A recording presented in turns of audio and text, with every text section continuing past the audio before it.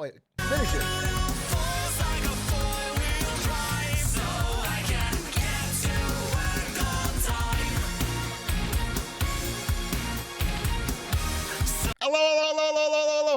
Hello. A little late. I know. I understand. A little late. I had a shower. Welcome to the Atrioc broadcast, January 21st, 2025, 7:14 p.m. A little bit late. I do apologize. How are y'all doing? Hello. What's good? What's popping? Oh, I'm all fresh and clean. I'm sparkling. I just got out of the shower. Ooh, I even got the little ching, ching, ching. It's fucking sparkling. How do you smell? I smell good. Honestly, not that it matters. But once they add smell-o-vision to Twitch, you're going to want days like this. Because some days I stink. Some days I stink. Human, shampoo, or dog. Oh, we got an old head, huh? We got an old head. Some of you been around. Human, if you're wondering. Human shampoo. Human shampoo. Hello, how's everybody doing? How the fuck is everybody doing? How is your day going? What is going on? I have many things to talk about today. Apparently, we have a new president. News to fucking me. When did this happen? Was there an election? I don't even remember. This shit came and went. So apparently, I got to react to that, figure out what's going on there. Some AI news, crazy news with OpenAI, $500 billion fund. A lot of things happening. But did you see apparently this country only has women in it legally? What does that mean? This country only has women in it legally. Do you mean that every man is illegal? Now you're sounding like... Now you're sounding like a game dev on Asmongold's stream. Every man is now legally a woman. Hey, Big A, I have a degree in nuclear energy engineering, and I operated a nuclear power plant for 6 years as a licensed operator. I know you're a big fan of nuclear. I'll be down to answer questions. Yeah, that could be really cool. That'd be really cool. I have one of my best friends who was one of the best men at my wedding also has done a similar thing. He worked at a nuclear power plant for 6 years. I was considering talking to him too. Here, do you have any insider knowledge on which stocks I should buy? Yeah, I think stocks you shouldn't buy at all. Only crypto. We're in a crypto era. If your money's not on, what you should do is you should go to like Pump Fund or one of these crypto directories and just sort by new and then look for the dumbest possible name you can and then put everything you have into it. And I feel like some of that will really turn it all around. How do I stop scrolling when my job revolves around social media? Any tips, homie to homie? Bro, there's a difference. There's a difference between like putting out a tweet for the brand you work for and doom scrolling for 4 hours a day. You can easily stop, dude. Just do it. Here's the thing. Just doom scroll on company time. If it's part of your job, then doom scroll on company time and get paid for it. And then don't do it outside of that. Easy money. Doom scrolling is much more based. What exactly is based about doom scrolling? I'd like to know. What is so based about it? Hey, Atrioc took out a bunch of payday loans and put it all on Trump's new crypto. Am I gonna get rich? You ain't gonna get poor. Tell you that. All that you gotta do is remember to invite me on your yacht, big bro. I purchased a hat through your YouTube links, and I'm curious how long it takes to order process. So here's the deal. I hand stitch every hat myself. This one I made by hand, as I do with all Enron hats. It could take a while. I source the material myself. I hand stitch it myself, and I write an individualized note about the chatter and what I love about your contribution to the stream on the inside of each hat. And so every time I'm late for anything, it's because I'm working on those hats, and they take a lot out of me. So I hope it should arrive soon, but I cannot guarantee anything. I actually don't know. But it has a customer service line. If you are feeling like they haven't responded, send it there. But people have bought it. People have gotten them. Atrioc, I've been watching Game of Thrones like you recommended, but it was so slow I put it on 3x speed while playing games on my phone. Game of Thrones Season 1 was so slow that you had to put it on 3x speed while ignoring it? And everyone in chat thinks that's based and king shit? Fuck. Fuck, dude. We might be cooked. We might be cooked. Millennial ass show deserved TBH. I'm sorry. Librarian, how old are you? I forget. Did you tell me when we met? How old are you? Aren't you a millennial? At most, you're like the eldest Zoomer. You're at most you're a zillennial, dude. It's not like you're fucking 21. He's 24, and married. You're 24. All right, you are Gen Z. What's your favorite show, Librarian? Outside of Northern Lion. Outside of NL, what's your favorite show?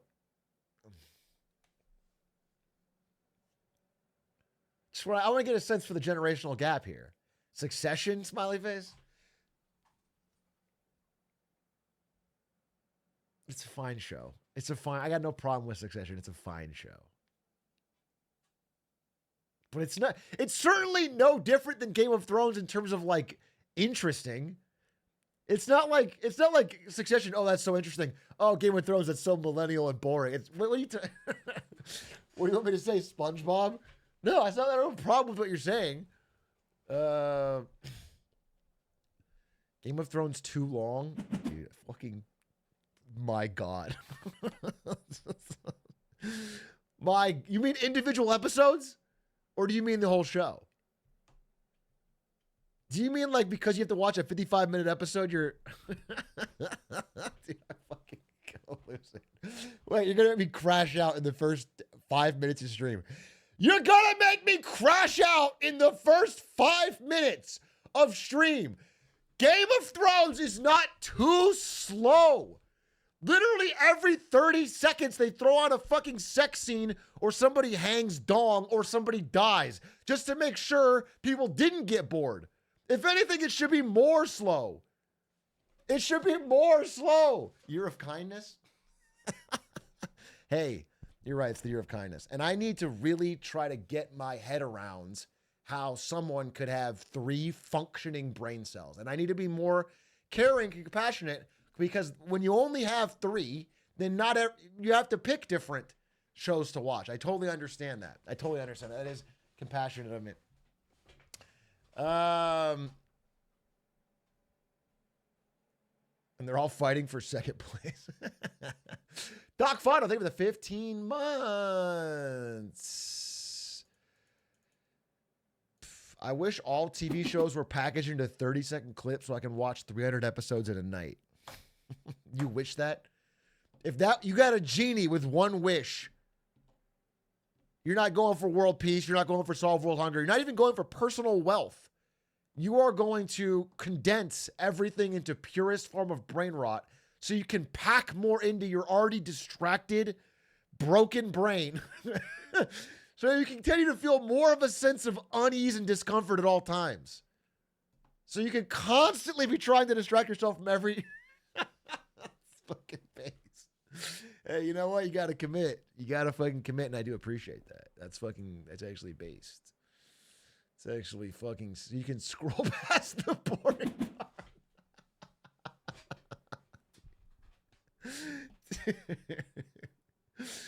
Every episode is 30-second clips, and the second you're bored, you scroll to the next part. Every TV show would turn into I don't know. It would just be someone getting shot in the face every scene. Or having sex. It would be, that would be it. You just have someone getting shot, scroll, sex scene. Shot in the head, scroll, sex scene. They would remove all the dialogue. They would remove all the... No, that's fucking trash, dude. Is that already Game of Thrones? That's what I'm saying! Game of Thrones is already basically that, and people are like, it's too boring. It's too slow. Dude, they already do that essentially. That's crazy. Family Guy, but only the cutaways. Yeah, Family Guy, but getting bored when they have the 15 seconds at the beginning to set up the story. Holy fuck, Peter, get to the jokes. I don't want to know why you bought a helicopter this week. I just want to see the funny joke.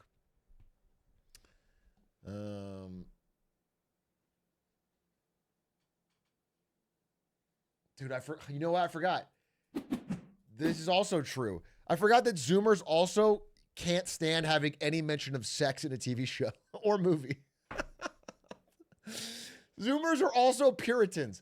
So we have to have no dialogue, no story, no sex. So actually, it just needs to be fucking someone getting shot in the head.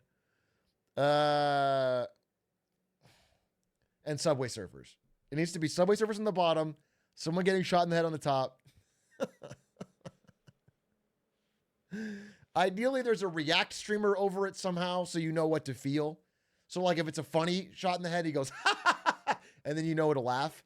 And then if he's sad, he goes, whoa, that's fucked up. That's crazy. And then you're like, oh, I get it. I understand. That way your brain can turn off the processing of figuring out what to think about what you're watching.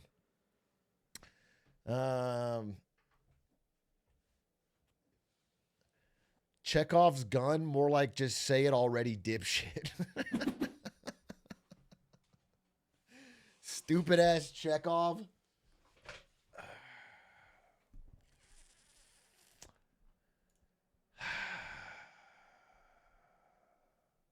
Well, I learned a lot. I wish all content was edited like Maxor. I don't know what that is. Maxor YouTube. How does he edit? An incorrect summary of Elden Ring.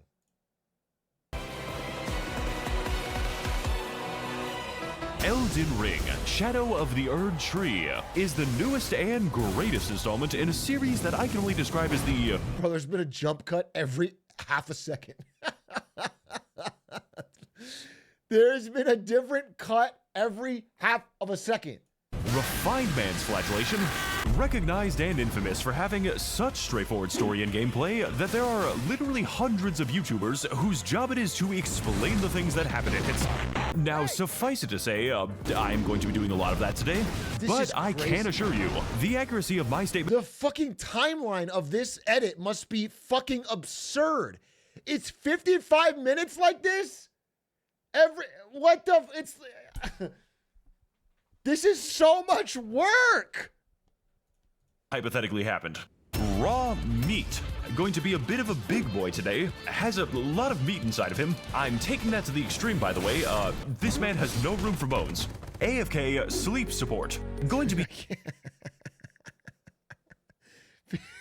I feel like I actually... This is not an insult. I'm sure this guy's a great creator. I swear to God, I'm not trying to... I'm just this type of thing. If you sit down and watch this for 56 minutes, you are... There should be a warning that pops up. Someone should be dispatched to your house. That's crazy. If you just stare at it for 56 minutes, that is like... Not even a... It's like child... It's like the... you know, if Coco Melon is from like 0 to 8, it's just like from 8 to 16 Coco Melon. That's what it is. It's just Coco Melon for a few years older. That's crazy.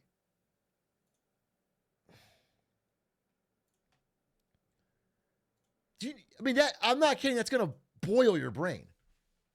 If you have that many jump cuts, your brain is going to be unable to hold still on anything that's not doing that. That's wild. My son's 5 and he's too old for Coco. Bro mainlined his son Coco Melon from 0 to 5, and now his kid is already fucking burnt out. Needs something else. Well, put him on that Elden Ring video.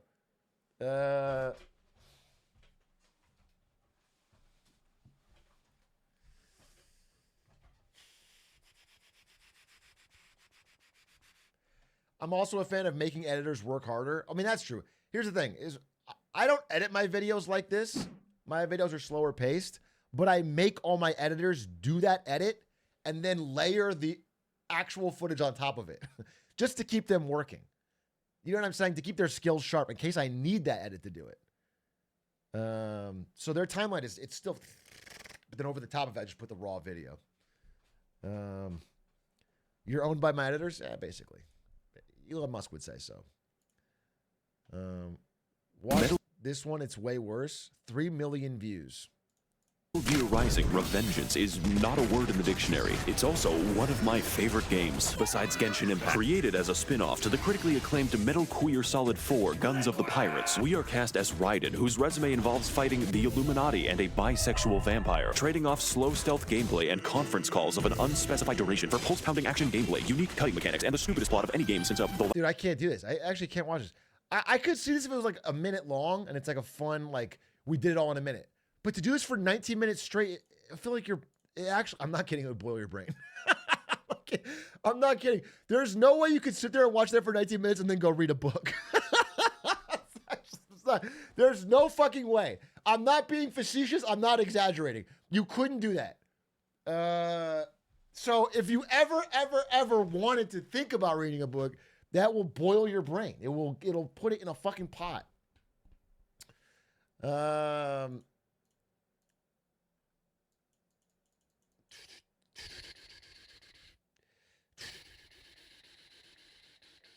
Trying to study so you can play so I can focus. Dude, it's so funny when people talk about watching YouTube videos while studying.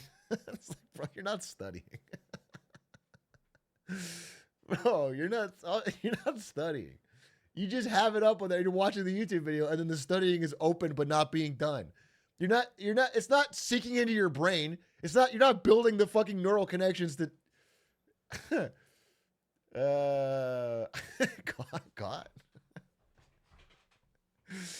God, bro is gatekeeping studying. No, I'm defining studying. I'm not gatekeeping it. I'm defining it. I'm telling you what it is and what it isn't. By the way, I've been there. I was at ASU pretending to study in the library, just watching fucking StarCraft VODs. Okay? But I wasn't studying. I certainly didn't remember the shit I was fucking looking at. The news are going to be nice. I said I was going to be honest too. I got to balance both. I do that with work all the time, bro.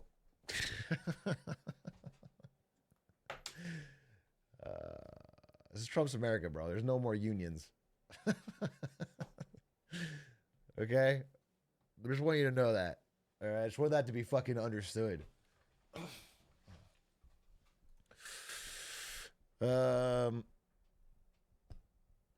Maybe Trump's America. I can get an H-1B.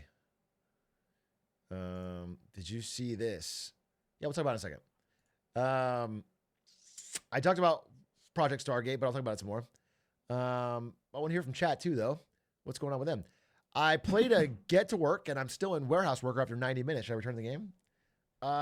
You should play for 30 more minutes and decide what you think. You know what I'm saying? Put in 30 more minutes, 31 more minutes, and then see where you're at. See what you think. See how you feel. You're just before a really cool part, 30 minutes from now. So I would just put in 31 more minutes. No, if you don't like the game, return it. No big deal. But I wouldn't let your progress be the measure of that, because Squeak's 14 hours and he played the game a ton. I wouldn't look at where you're at. Plus, sometimes it just clicks. Hey, Atrioc, Russian Frog here. I've been watching some of the VODs where you talked about Navalny. Great stuff. I didn't catch you mentioning the wild part where he got a phone number of one of the guys who tried to assassinate him. I mean, there's a lot I could talk about Navalny. I think Navalny is a fascinating, interesting character. His life was extremely interesting, and I think that he is unique. And I truly believe of the people I've really, probably one of the bravest people that I've ever studied the life of. Truly, you could almost say stupidly brave. Truly walked the walk. You know what I'm saying? When it comes to like doing things that he knew, like, I mean, he got thrown in jail so many times. He got his office raided so many times. He had people threatened. He got dangerous phone calls. He got poisoned, and still would go back to Russia and try to like expose corruptions. I don't know. Navalny is extremely, extremely, extremely interesting, and I think worth knowing about. And I think a lot of people have very incorrect knee-jerk takes about him. I don't want to get into it now. I'd rather like make a presentation or something, but I think people ascribe to him things that are not true. And I think if you truly look at the facts, he was irresponsibly brave. But he also loved Rick and Morty, so tough to say. He also loved Harry Potter. He loved Rick and Morty and Harry Potter, so you can't. It's a balancing act. It's a balancing act.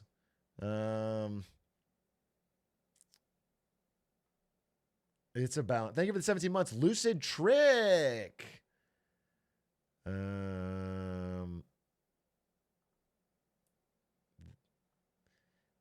MJ would have beaten Putin. Do you mean Michael Jordan? Are you saying that if Michael Jordan exposed corruption in Putin's Russia, he would have gotten away with it, while Navalny was Michael Jackson? Michael Jackson would have done it. Well, Michael Jackson was alive when Putin was in power, and he didn't do that. Michael Jackson was alive. He could have, and he didn't. He didn't have time.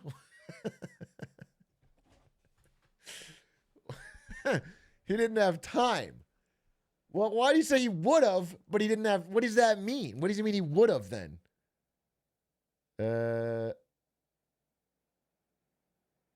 Too busy with the kids. Too busy day drinking.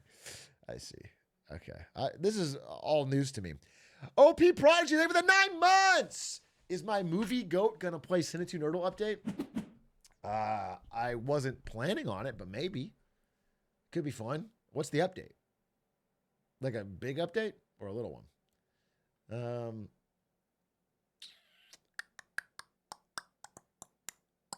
They changed a ton. Better ranked mode. It's more fun. Wait a minute. Is it actually Cinetu Nerdle? What if I do one run right now? Cinetu Nerdle. They have win cons now? Cinetu Nerdle. Cinetu Nerdle battle. Find game. Select your kit? What is your kit? I have a default kit. What the fuck? What is your kit? Opponent's turn. Setup phase rounds. What? This is so complicated now.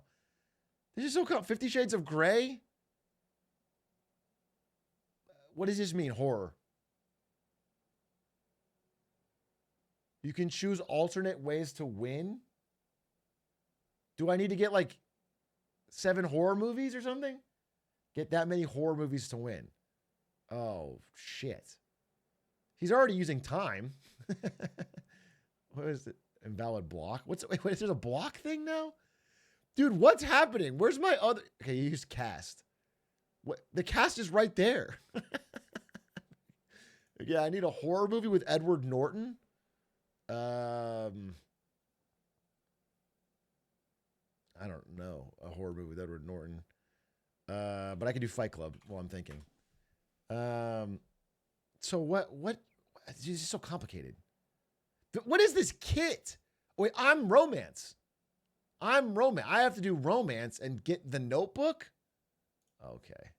Glass Onion. Can I just do The Notebook off this? Well, I can do an Edward Norton kill shot, right? What's a weird Edward Norton movie?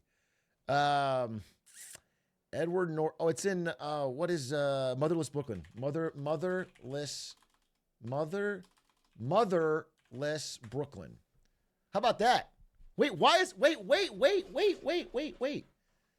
Okay, this guy just played Fight Club when I already did it. Why does it only have one X? I don't understand. Edward Norton, no X's. Edward Norton, no X's. Dude, why do they change this fucking game so much? Oh, okay, Incredible Hulk. I need another Norton movie. Primal Fear. Fucking deal with that. Deal with that. That was the setup. It doesn't do it for the first 4 rounds. Oh, okay. I see.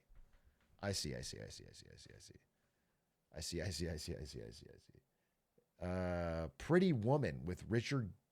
All right, so Pretty Woman's got Julia Roberts. I could do Ocean's 11 if I wanted to. Is there another Julia? I could do what is the one where she fights Hinckley? She fucking solves the thing. Oh, fuck it.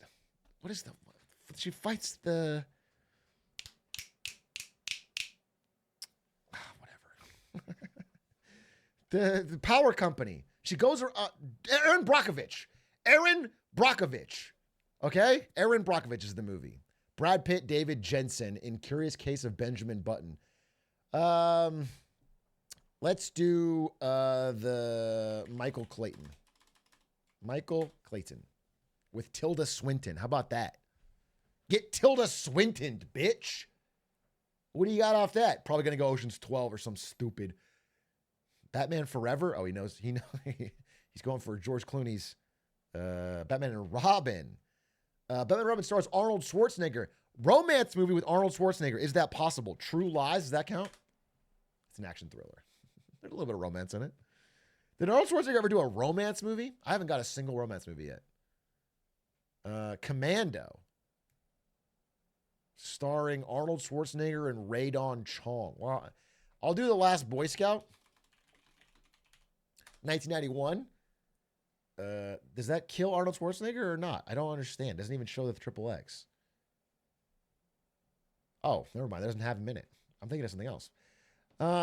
Bruce Willis, Glass with Samuel L. Jackson. He's got to be in a romance movie, right? Samuel L. Jackson. Nothing more romantic than Django Unchained.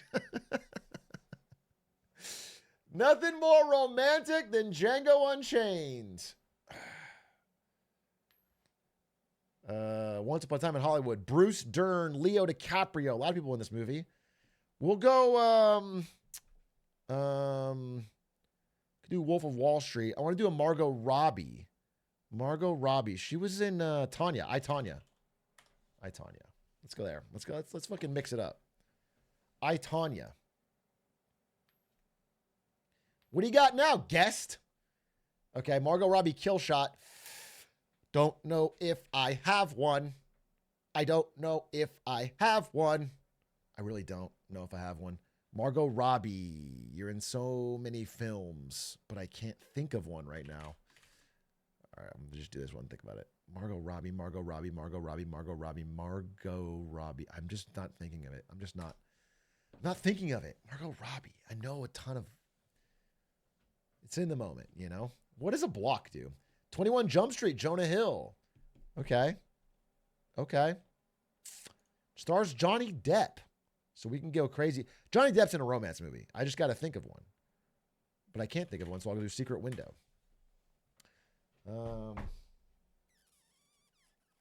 He hasn't gotten any horror movies yet. We haven't done any horror movies or any romance. I'm not preventing shit. Edward Scissorhands, romance. Oh, I could have done that. Okay, Edward Scissorhands, romance. Thing is, I don't know many romance movies. I'll never get 7 of them or 9 of them. Johnny Depp kill shot. Let's do Johnny Depp kill shot. I could probably think of something. Demon Barber of Fleet Street is not a kill shot, but I just gotta fucking go. I gotta go. I can't think of a Johnny Depp movie that doesn't have Tim Burton out anyway. Harry Potter. You put me in the Harry Potter verse? Okay, can I think of a romance movie? I can't. But we can do The Lost City. Off Daniel Radcliffe. And then maybe I can get to a romance movie through Sandra Bullock. 22. This guy just fucking loves Jump Streets. Okay, 22 Jump Street. Oh, you know what I'm going to do? Fucking love this movie. Now You See Me 2. Off Dave Franco. Yes, dude, with the card trick. That movie's Zulu? Okay, bitch. Oh, wait. What is this? The Notebook. Wait. What is the Notebook? What did that mean? Jaws 3. Jaws. The Revenge. Yeah, how about that, motherfucker? Put you in the 80s.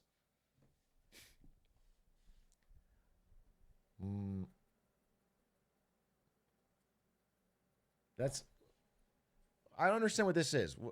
The Notebook starring... So we go Jaws 2? All right. I'll go Jaws. I'll go fucking Jaws then. If that's how you want to play it, don't do Jaws 3D and get me fucking stuck. Fuck. There's got to be a Jaws. I screwed myself. All right, Dennis Quaid. Dennis Quaid, Field of Dreams. That's not. Okay, wait. Dennis Quaid is in. Dennis Quaid. Isn't he in Field of Dreams? I need time. Time. Dennis Quaid. What are you in? You're in a bunch of things. I can't think of any, though. Dennis Quaid. Dennis Quaid. There we go. I figured it'd be in some dumb shit like movie 43. Okay. Dennis Quaid. Garfield. Bill Murray, baby. We'll go Stripes, 1981. The Quaidverse. I don't want to go right back to Garfield, A Tale of Two Kitties. Okay. Let's go Groundhog Day, 1993. It's a romance. He's on the board, baby. Bill Murray, kill shot plus romance. Wait a minute. He knows what he's doing. Wait a minute. He's kind of scroted. He's using time, folks. So what does the block do? What is the block?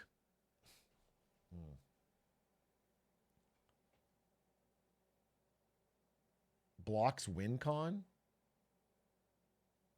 I don't understand what that means. 4 Weddings and a Funeral. Okay, Andy McDowell. Is this star Steve Martin? No.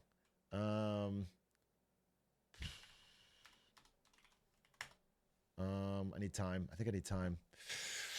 What is this button? I think I need time. I don't know who. Oh, fuck. He rushed me. I used an escape. I don't know what that means. An escape. There's a new thing where you can just escape. It puts you somewhere else. Harry Potter. 4 Weddings and a Funeral. Not sure. Help, I'm a Fish. 2000. Escape. Top 5,000 films we played.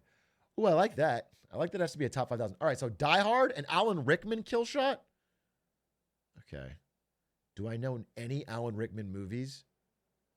Is he in? Does he have a flashback in Die Hard with a Vengeance? No, well, he does, but also gets me there through Bruce Willis. Unbreakable. A Samuel Jackson kill shot. Okay, Deep Blue Sea. Oh! And I blocked him from getting a horror movie. But we're in the horror verse now.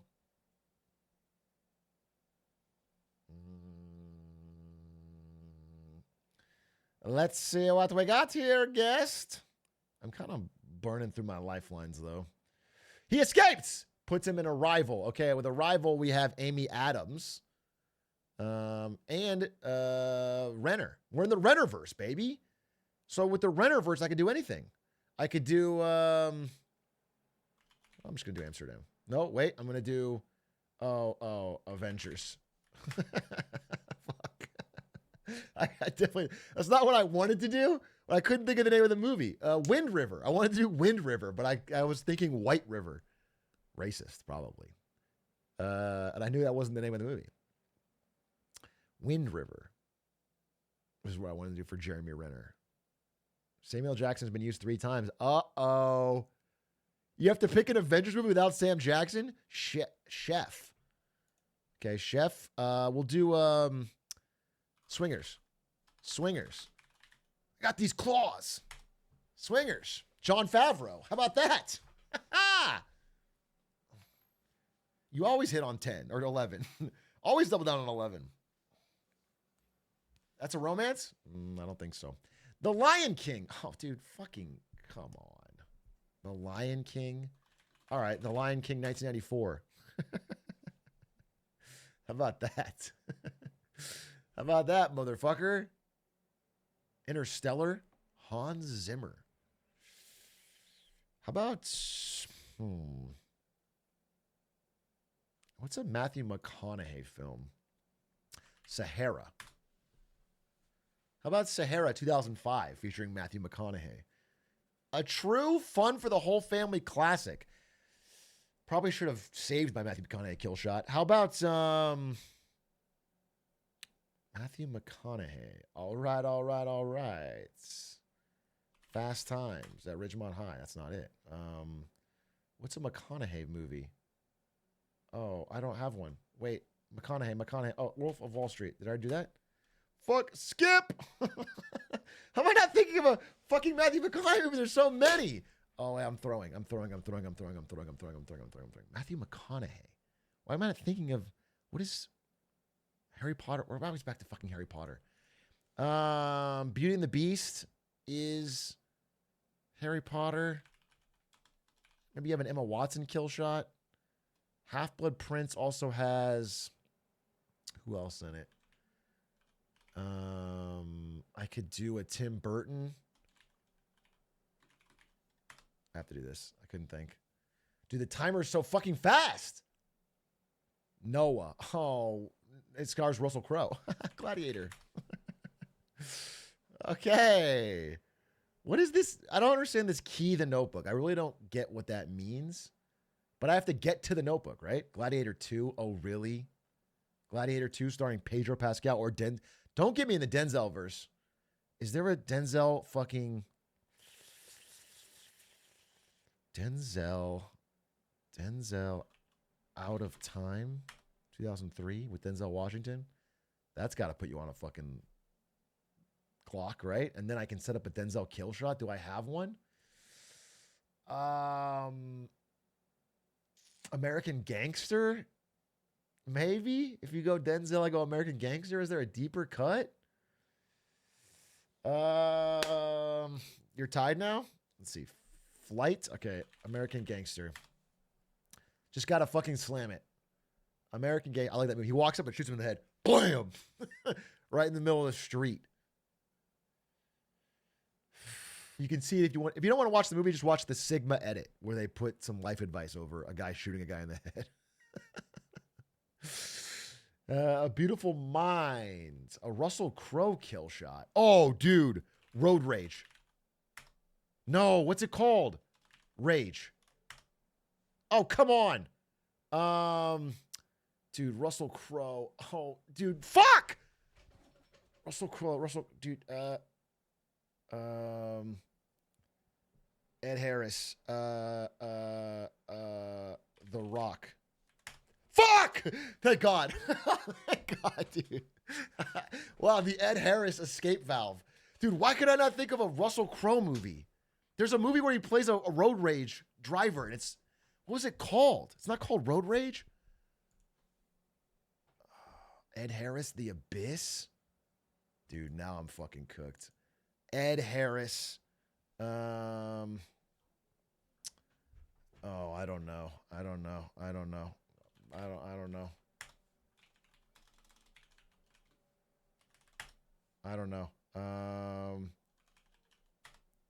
know. Time. Fuck, I'm on the Ed Harris. What the fuck else are you in, you son of a bitch? Is there any more Michael Bay movies? Thank fucking God. I just figured Michael Bay would cast the same guy. Holy. I just figured Michael Bay would cast the same fucking guy. We're still alive. Use the power? See, I don't know what that means. I need to learn. What is this? Okay, Transformers last night. We're in Transformers. A lot of ways I can go with this. Mark Wahlberg shooter. Oh, I'm setting myself for a Mark Wahlberg kill shot. I should try to get out. Should have tried to get out. Can I just block? I use a block. It didn't work. I thought the block stops the... Okay, Ted. Once Upon a Time in the West. No, wait. West. Million Ways to Die in the West. Million Ways to Die in the West. Off Seth MacFarlane. Ted 2. God, I should always look for the sequel. Fuck me. Damn it. Is there a Family Guy movie? Fucking yeah. Yeah. Yeah, bitch. Yeah. Timer. Put him on the clock. What do you got? What do you got?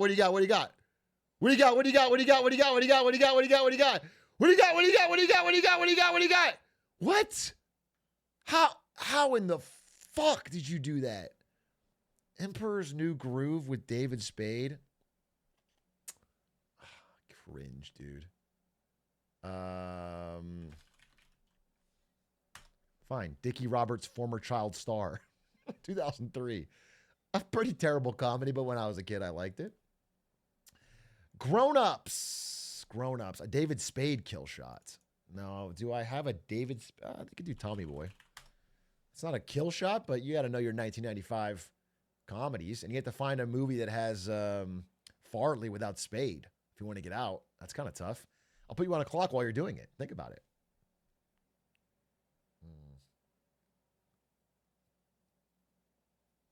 David Spade's already been used. He tried to use a Chris Farley movie, but it has a David Spade in it.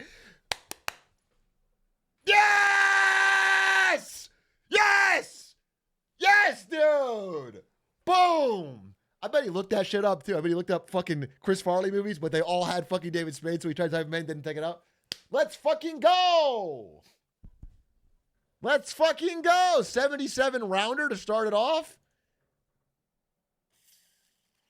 5 big booms, baby. 5 big booms for that one.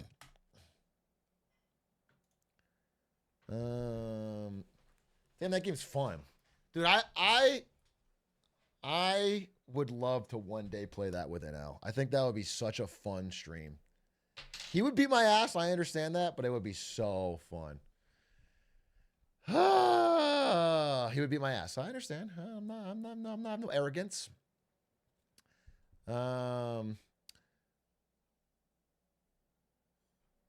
But I need to change my kit if I ever want to play that again. I don't know fucking dick all about romance movies.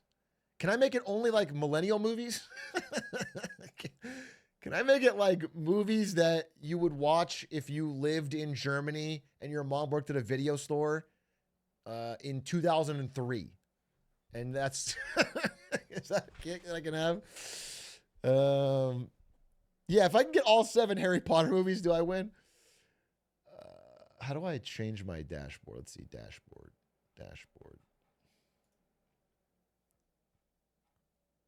Back. Profile. Oh, you have to set up a profile. Okay, wait. Let me make a username. Just joined stream. Did I miss Marketing Monday? Yep, you missed it. Thanks for asking. Better leave now. It was really great. Chat, tell them how good it was. Yeah, I deleted the VOD. It was probably a generational one, huh? You can be honest. Like, it was probably the best Marketing Monday ever done. I feel like it not only taught you something, but taught you about yourself. Everyone was tearing up because they feel like they learned not only intelligent facts they could use in their day-to-day life, but also like more knowledge about the way they view themselves in the world. It was cinema. I proposed to my girlfriend after. Yep. Yeah, people were making life changes. It was pretty, but you missed it. So guess you should have been here early at the beginning and not ask stupid fucking questions about Marketing Monday.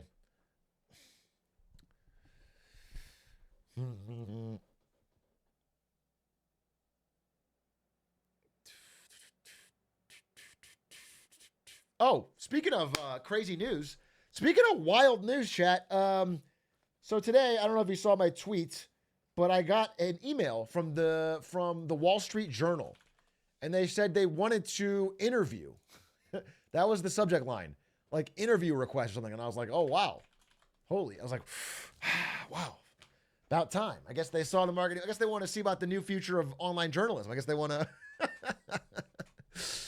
I guess they want to fucking know about, and then I opened the fucking email and it's, hey, there's this awesome guy in one of your videos who's really good at Path of Exile. Any chance you could introduce me to that guy? What the fuck? I gotta fucking introduce Yeti? I got mogged? Anyway, this is how I pay my mods. This is exposure. Now I've literally paid my mod in exposure. Now Yeti is going to be a famous New York Times or fucking Wall Street Journal interviewed. They literally want to interview him because he did such a good job explaining to a dumbass like me how obvious it is that Elon cheated. They need someone to explain to the normies that Elon openly cheated at a video game he's been bragging about. And Yeti's that guy. Yeti, did she reach out? I sent her your Discord and she said she would. But maybe it's like another, I don't know. Let's see. She got 6,000. He got 6,000 hours. Holy fuck. Discord, have some decorum. Well, yeah, she asked and I was like, I can give you his email, but it's probably better if you have a Discord. Do you have one of those? And then, yeah, she said, yeah. I didn't know. I was like asking the question. I was like, I don't know if a New York or a Wall Street Journal journalist uses Discord.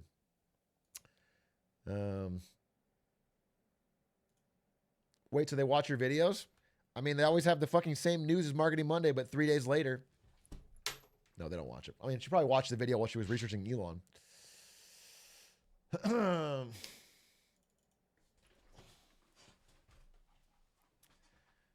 Dude, speaking of that, not to twist my own dick, not to toot my own horn, not to flick my own bean here, but I'm getting crass. That's too crass. I'm sorry. Sorry. Crass. Okay, a little crass. I apologize. But I was watching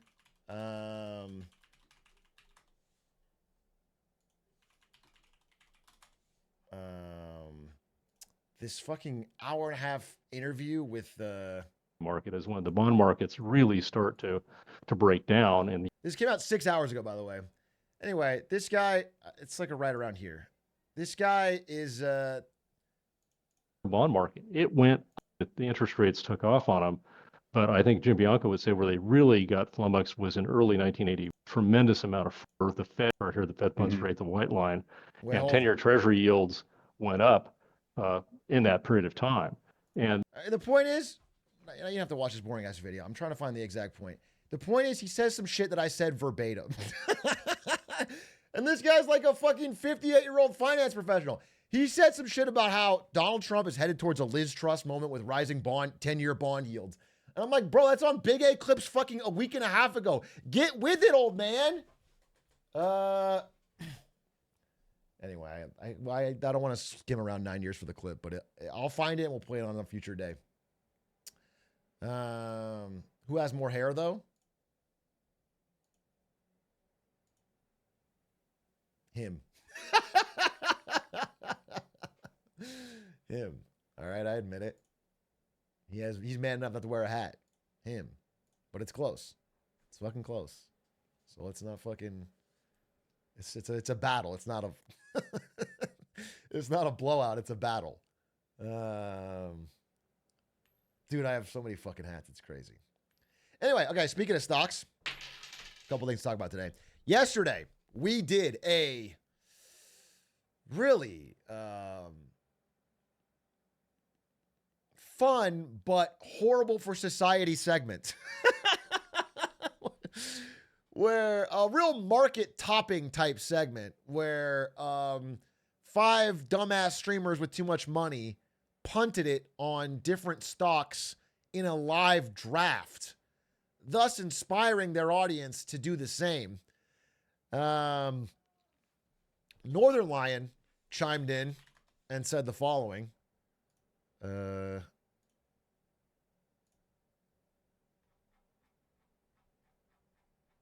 Dude, I have so many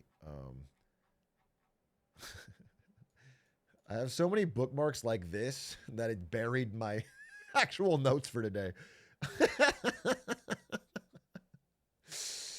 I was like, those would be too funny for fucking where's my fucking notes? Where's my notes? Where's my notes? Where's my notes? Where's my it's on fucking Librarian. It's on Librarians. Oh my God. I can't find it on Librarians because he's got 600 clips that look identical. Turtleneck NL. Turtleneck NL. Fucking turtleneck NL. Turtleneck NL. Turtleneck NL. It's all fucking. How am I going to find the one turtleneck NL clip that you did post in the last day?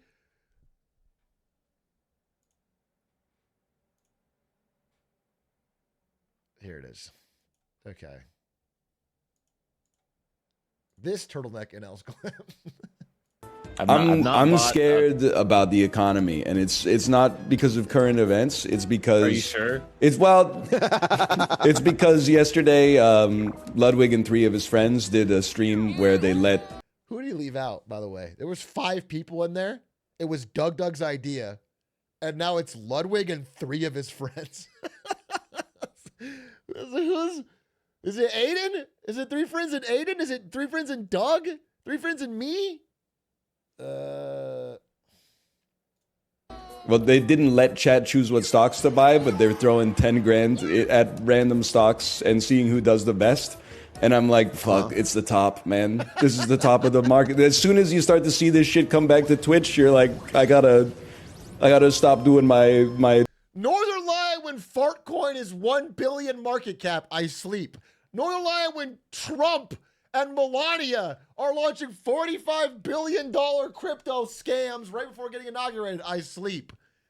Gambling on Twitch is the top. It's 5 streamers picking stocks for charity, it's the top. Anyway, you might be right. The thing is, you might be right. You might be right. I was thinking about it. I was like, dude, we made it seem too fun. I'm actually recording a fucking PSA for the beginning of the video because we made it look too fun. That's the problem. It's like, oh, we just picked stocks and then there's fucking money in it, but it's not. Especially if it's not money you can afford to throw away. You can pick one of these stupid stocks and it doesn't moon. It actually goes down, and then you fucking lose. It's crazy. I mean, I don't think it's. I think it was a fun stream. It's going to be a great video, and I don't regret it at all. But I want to add a PSA because I need people to understand that, like, that's not, that is not investing. What that was funny gambling. You can't just take a suggestion from chat and, anyway, I would say all that, except it turns out that,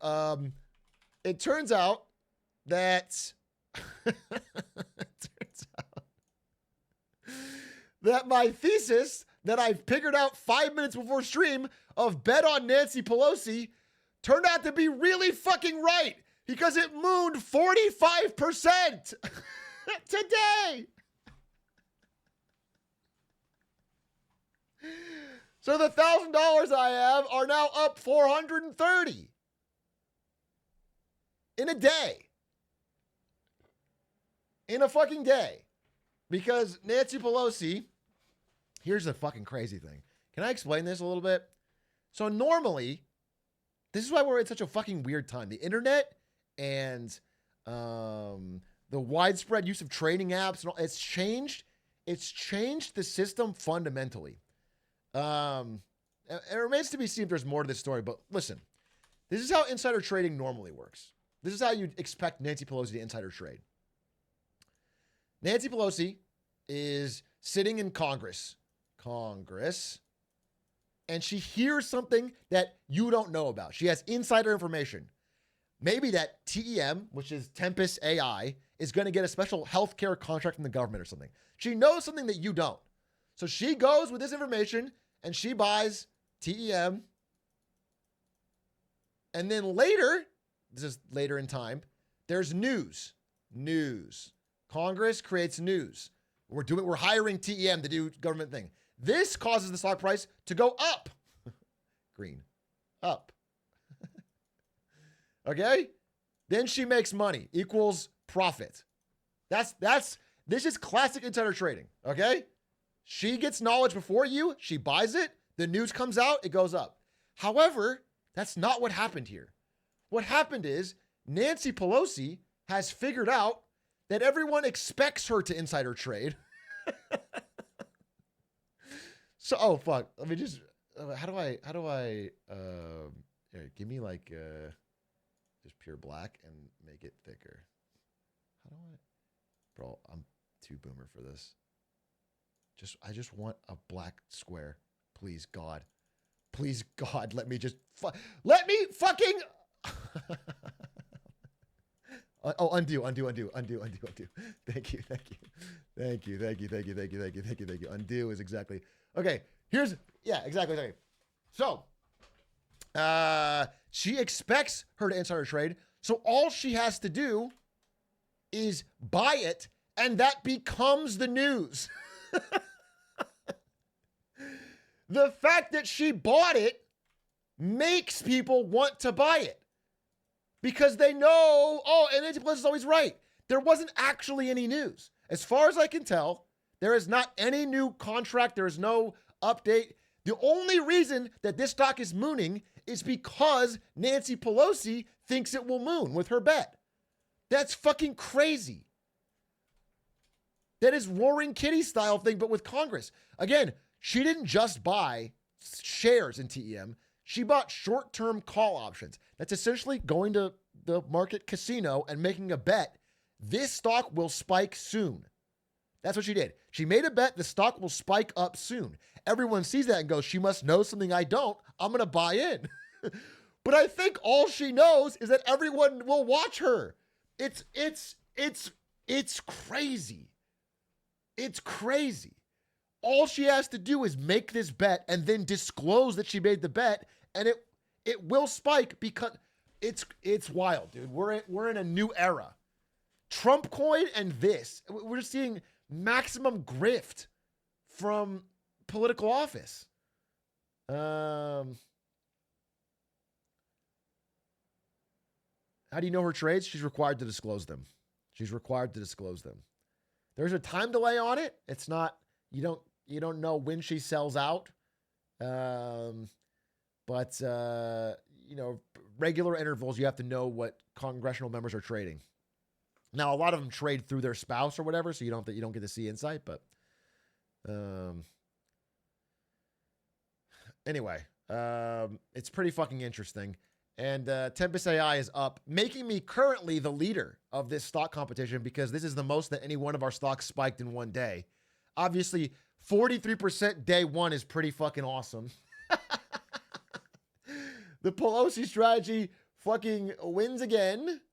However, on a much smaller scale than Nancy Pelosi's strategy, there's a man named Doug who is doing kind of the same thing with fucking Ocugen, a much smaller stock, an extremely tiny stock that he discovered randomly during the competition yesterday and then talked about a bunch. And now it is going up on literally no, this is a company that is dead. This is a company that is essentially dead. You know what I'm saying? This company's dead, but it's seeing a percentage spike because of Doug talking about it, which is of questionable legality. It is it's in the gray area, similar to Nancy Pelosi, similar to Roaring Kitty. We are getting into new legal territory, folks. And what's funny is if this continues at all, it'll start getting picked up by trading bots that just look for momentum, They just look for social media mentions or Reddit mentions, or they just look for that and they just buy. And then it starts, you know what I'm saying? You could start a crazy spike in a stock that should have no fundamental reason to be spiking because of the power of social media and the internet and influencers, which is, again, changing the way finance is done. It would be fascinating if it wasn't so harmful to our society. Because it's like meme coins personified, where the only thing that matters is popularity and the ability to convince someone else they can get rich. It's turning every financial item into a Ponzi scheme where everyone wants to dive in as long as they can convince someone else to be stupider. Rather than investing. It's a wild time. But if Pelosi can do it, Doug can do it, I'll tell you that.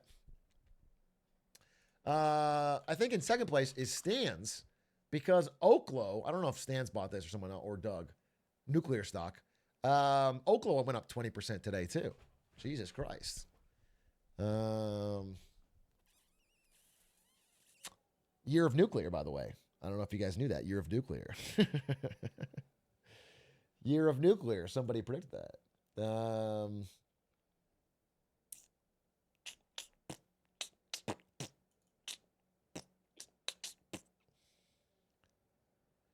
Is everything a Ponzi scheme, or is there more value everywhere? It's a Ponzi scheme. I'll just use a meme coin as an example. A meme coin like Trump coin or like fart coin. We'll use fart coin as an example because everyone understands it.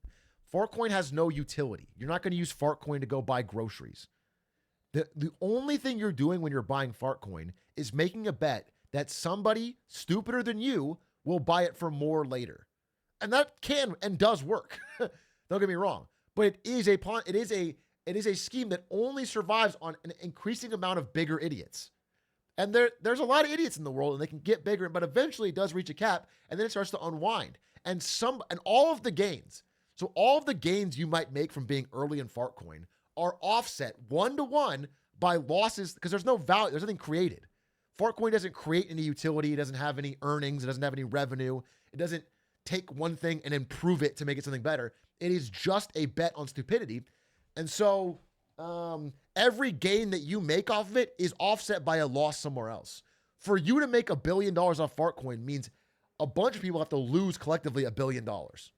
That's the only, it is a net zero equation. So it is a Ponzi scheme, and it does mean, like, things like Trump coin basically means that Trump gets rich and a lot of people get a little bit poorer. That is why Trump coin to me is such an affront to cultural norms, to having a trusting society.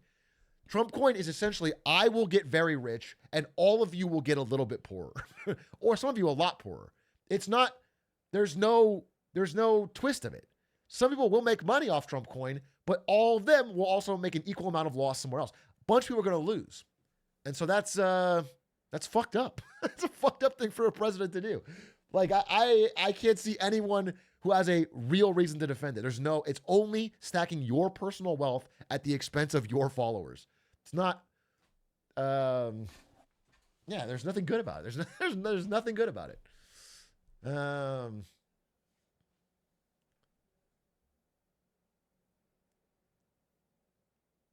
And what it does, I think, is it erodes trust. Again, and Trump's a symptom, not the cause of this, but well, he's a symptom and an increaser. There's just like a breakdown in, I don't know if we're full on low trust banana republic, everything is corrupt yet, but we went from high trust to like low medium. We're lower middle class trust. We are in an area where, like, most people believe that to win, you have to have insider knowledge, or you have to grift in some way, or you have to pay to play, you have to pay a bribe, we're in the era where nobody trusts that you can work hard and succeed, where it's like the reward of just clean, honest effort is a better life than someone who scams. People are losing that, maybe lost that sense of trust in society. Like, and that did exist in America. If you go back to, like, I don't know, 60s, 70s, pre-Vietnam America, we had high trust in our institutions. Watergate caused Nixon to resign. Watergate would be like a 2-day story nowadays. We are not in an era where like, and the thing about high trust societies is that, here, maybe I can draw this.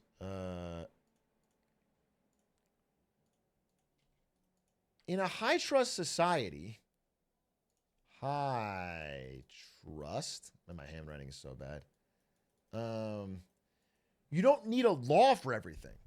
Because here's the thing, society is too complex to have a law for every possible negative thing that could happen, for every possible way of abusing it. You can't write the law so perfectly that it covers all loopholes.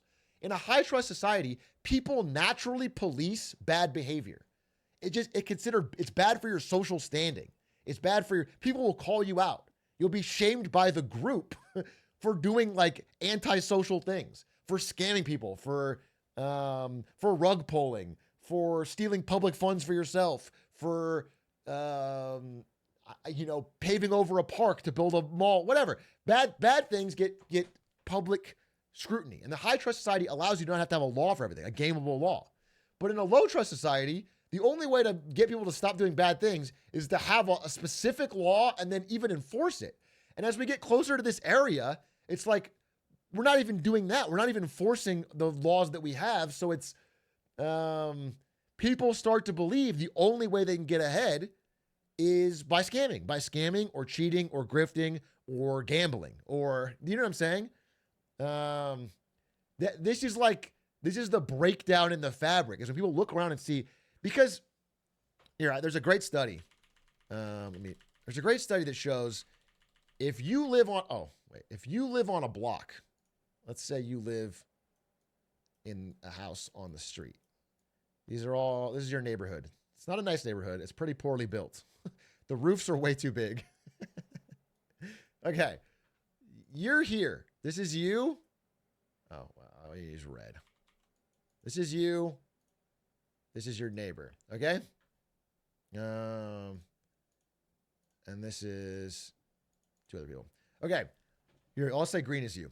So let's say everyone on this street is paying their taxes. Everyone pays the normal amount of taxes. If this guy starts cheating his taxes a bit, like he finds a loophole, he notices that like, hey, if I buy a tractor and depreciate it wrong, I can cut all my taxes. Whatever fucking scam or loophole he finds. He finds a way to get out of his taxes. And it's not like 100% illegal. It's not banned, but it's like it's a gray area, but he's doing it and no one notices. If he doesn't get punished and starts talking to his friends, it spreads virally. It spreads virally. Like the study that I saw shows that tax avoidance like this spreads virally. If someone in your neighborhood does it and gets away with it, pretty soon everyone in your neighborhood starts doing it. Pretty soon everyone, because you don't want to be behind. If you notice that your neighborhood, you don't want to be the person who's fucking paying taxes while everyone else is not doing it. So you'll find that like tax cheats concentrate by neighborhood. Like one neighborhood right next door could be all green, everyone's paying, and one next door could be everyone's not paying, because people spread through word of mouth. And that happens for society with trust and low trust. When you start noticing that people aren't playing by the rules, a great example for students, I think, some of you are students, is ChatGPT. If you are in a classroom and you're like, I'm trying to study and learn this, but you know the guy next to you used ChatGPT and got an A, well, then you don't want to fucking work.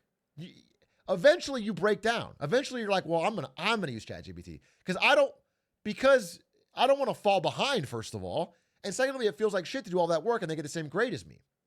So do you understand? Like that is how this low trust type stuff spreads.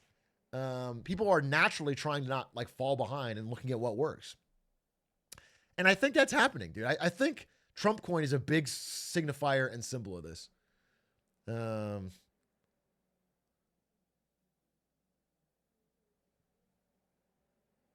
reporter asked him about Trump coin today. What did he say? Let's see.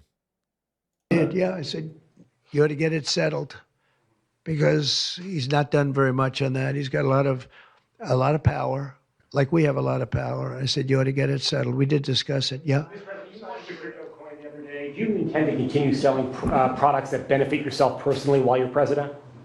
Well, I don't know if it benefited. I don't know where it is. I don't know much about it other than I launched it. I heard it was very successful. I haven't checked it. Where is it today? You made a lot of money, sir. How much? Several $1 billion, it seems like, in the last several days. Several billion? That's peanuts for these guys.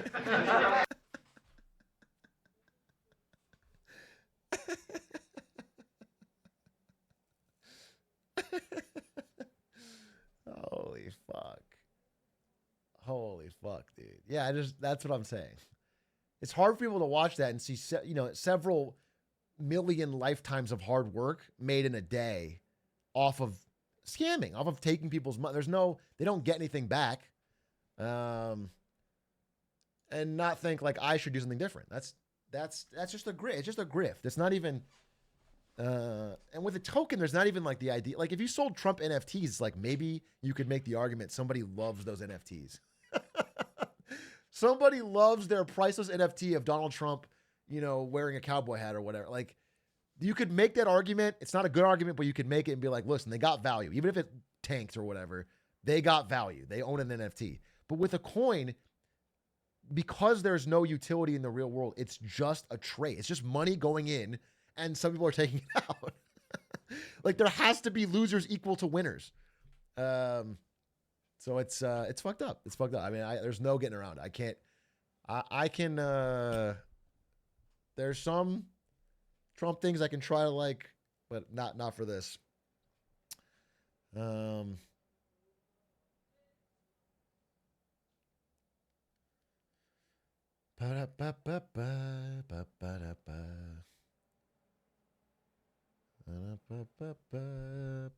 Squeaks raid!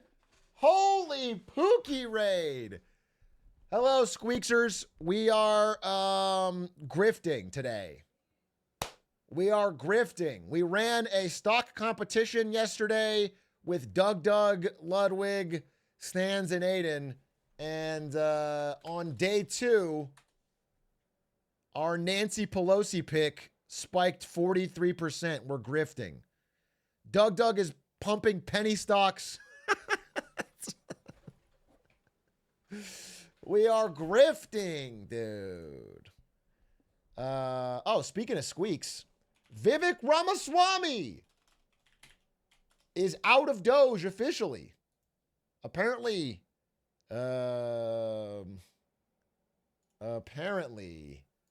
Musk pushed him out. It's crazy, dude. And what's funny is they blamed it on his like H-1B crazy fucking speech. But like Elon started that, like Elon was like, we need more H-1Bs. And then Vivek joined in and made the speech. And then everyone hated both of them. And then Elon throws Vivek under the bus and kicks him out of Doge. That's fucking wild. Anyway, I guess Department of Government Efficiency is working. They have cut 2 government salaries down to 1. 50% cut. 50% cut. Huge progress. Huge fucking progress. Does anyone have the Elon tweet of the first Doge thing? I just wanted guys to show you how much money they're already saving. Oh, he tweets so much. You can never find it. You can never fucking find it. Dude, he actually tweets too much. This is all in the last hour. It's what am I? Dude, this guy doesn't do anything but tweet. I'm still scrolling. I saw this yesterday. Someone's got a clip or a link, right? Here, I found it. Fucking Jesus Christ. That was actually 80 tweets down. It begins. It begins. So this is a 348,000 like tweet of the first big thing that Doge did. They shut down the website for the DEI council. This has saved the government fucking $10,000. Our fucking $30 trillion debt is healed.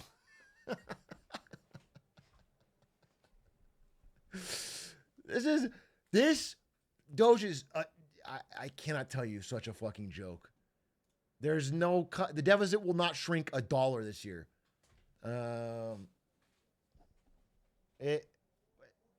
You have to cut military, Medicare, Social Security. Can't cut interest payments. Actually, it's one of those three. If you're not going to cut one of those three, you're not going to make any meaningful impact in the debt. It has to be one of them. Make your call. I'm not fucking joking now. Go to doge.gov. Okay. This is doge.gov. The people voted for major reform, an official website of the U.S. government.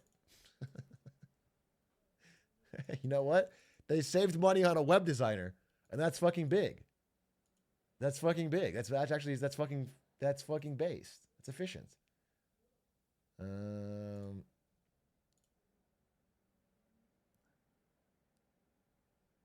That's fucking massive, dude. Another 10K not wasted. I mean, they had to hire a bunch of people too. So they're what they're doing is they're hiring like a tech guy, an HR guy, like a public speaking guy / leader, and one other position. And they're sending this 4-group pod to every single government agency. And they're supposed to like write shit down and figure out how to save money. Oh yeah, an attorney. But I want to be clear. They have no power to make or enforce any cuts. So all they can do is write down suggestions. So we just hired a bunch of people to go around and write down suggestions, and they then get floated to, and then Congress has to fucking vote to. It's such a joke, bro. I got no other way to say it. There's no ability to do hard things. Somebody summed up how I'm feeling about this lately. I think it was Peter Schiff. Let me see if I can find it. He also tweets a lot, so I'm not sure I can fucking find it. But from Peter Schiff, populist. This is it. Donald Trump is not a libertarian or even a conservative. He's a populist. None of the actual solutions to our nation's structural economic problems are popular. Therefore, they'll be solved. This is true, bro. None of the solutions to our problems are popular. Donald Trump does not want to do unpopular things. So it's just not going to happen. We're not going to pay down debt. It's just not going to happen. It's not, and that's why it's not going to work. That's my fucking, he has no principle on like, I'm going to do something hard or difficult or unpopular, but it's the right choice.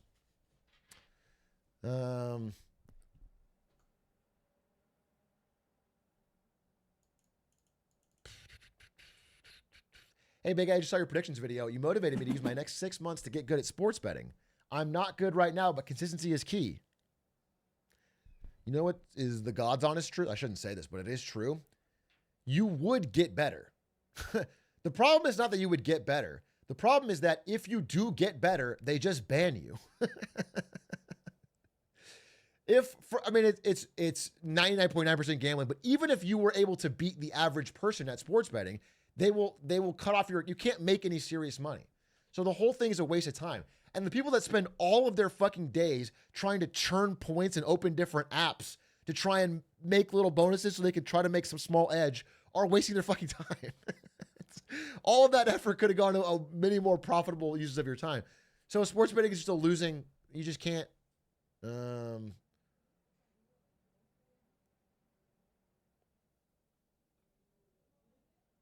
you see Doug's working really hard for Oxygen? Yeah, we talked about it. Yeah, Oxygen's up. Pump and dump, baby. Pump and dump.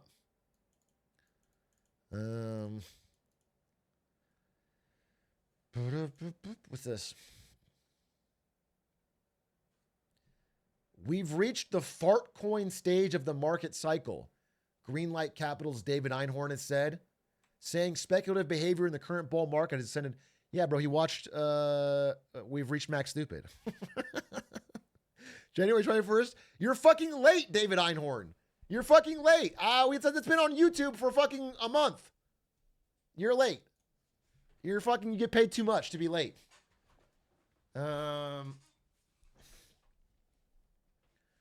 What's their incentive to ban you if you win? They just won't let anyone have an edge. They're the casino. They want the edge. If you're winning even more than 50%, they'll just ban you or they'll limit your trades, limit your bets. They want everyone to do parlays because they have horrendous odds. They want you to go on there and put in $20 on a 9-leg parlay where you get 8 of the 9 legs and feel like, oh, I almost had it. That is their dream. That is their fucking betting dream. And then you bet again. You go almost. Bum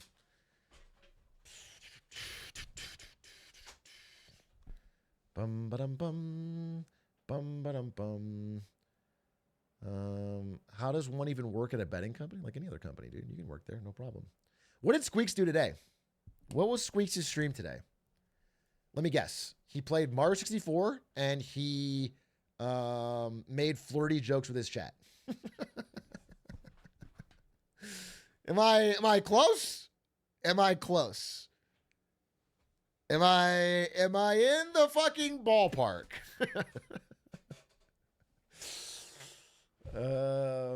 Project Zomboid. Oh, that's cool. That's cool. I really, I should, as long as he's gone, I'll say this. I always believe in talking nice about your friends behind their back and insulting them to their face. So if he's here, I don't want to say this. I really like Squeaks and I really like playing games with him. And I hope we can find another game to play because, I don't think Hitman's going to do it, and I don't know what else we could do. I think it would be very fun. Melee? Is Squeaks terrible at Melee? It would be fun if me and Lud each coached another streamer at Melee and had them fight like minions. That would be fun. But I don't know. I just don't know. I don't know what game we could play that wouldn't be terrible. If there was co-op Long Dark, I would play that with Squeaks 100%. I would play that with Squeaks 100%.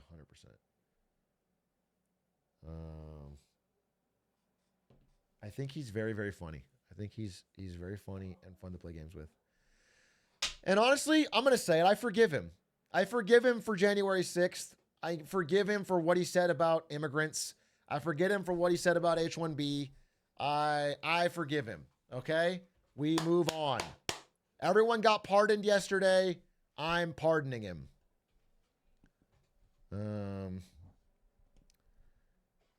Play Overwatch. Wear his mercy pocket. I'd rather kill myself. Legitimately would rather kill myself. So I'm not going to do that. I'd rather take a rusty nail and put it in my leg and hammer it, dude. I would rather, there's so many things I'd rather do. I'd rather peel off my fingernails. I hate Overwatch, first of all. And secondly, I don't want to play fucking mercy pockets. Dude, Squeaks waterboarding me with nonsense dialogue while I'm trying to heal him would actually make me want to fucking die. Just him saying the stupidest fucking shit and bouncing around while I'm trying to fucking heal him would make me lose my mind. I could not possibly consider it.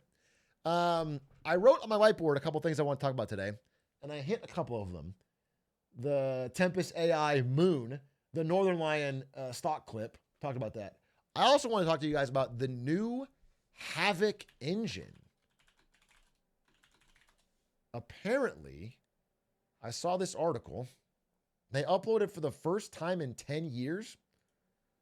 Havoc, whose software is famed, getting so many ads, for its use in Half-Life 2 and Elder Scrolls, just showed off its updated physics engine in a first YouTube trailer in over 10 years. I want to see it.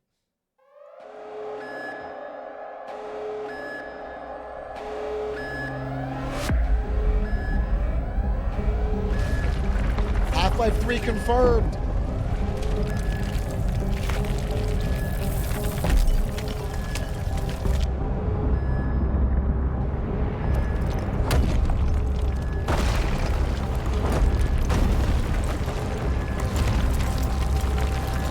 Okay, so like everything's okay. Wow.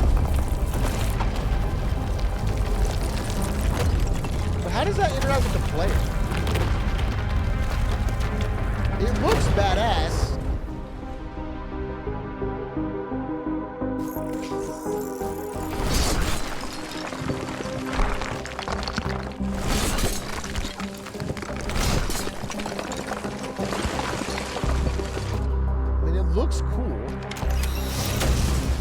wonder how it works in game.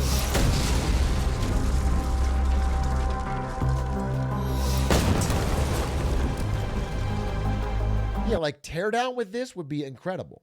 Teardown with even more ability to like micro destroy every piece. Did anyone ever play the game Red Faction or Red Faction 2? It sort of had this, like the very early versions of this, where you could like blow up every building. It was way ahead of its time on this, but like I've always wondered if a game could bring back that, but on like a grand scale. Like a game like, imagine Grand Theft Auto, but with everything micro destructible like this. Like if you blow up a building, it like collapses realistically, and you could shoot a rocket launcher. You know what I'm saying? Everything just explodes. It would be fucking awesome. The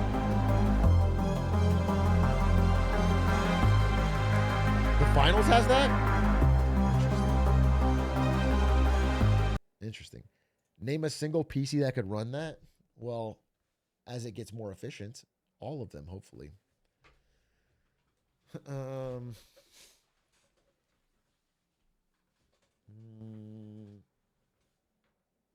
finals? Is there a good clip from I didn't know the finals did that. The finals destruction physics.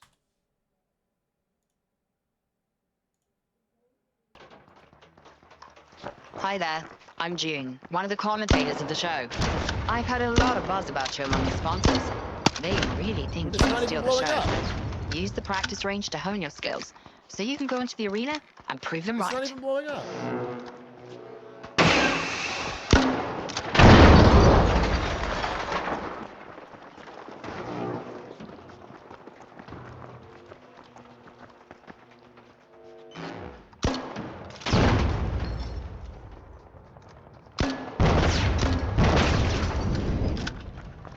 Is this super old footage? Well, it doesn't look that good. You got a better one?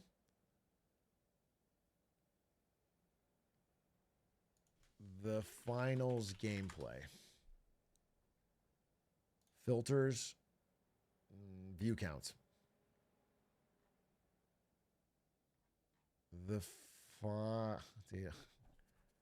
Unk is 2 years late. Well, I don't see fucking shit, dude. How about this one? Jack Frags. Bit of variation with the levels. There's only 2 so far that I've played, and I think there's only 2 in the closed beta. Oh, Adam's in trouble there. Oh my goodness, the recoil. I'm a lot more mobile though with this body type. The fire grenade. This is not my game at all. This doesn't look fun at all. This is not the kind of game I'm imagining at all. Okay? I wouldn't enjoy this one bit. This is not, even if the fucking clip showed things blowing up, this is the type of game I'm talking about. This is not what I would want to play. I'm looking for a game with more exploration or story, or like a big fucking city where I can that's not what I'm looking for.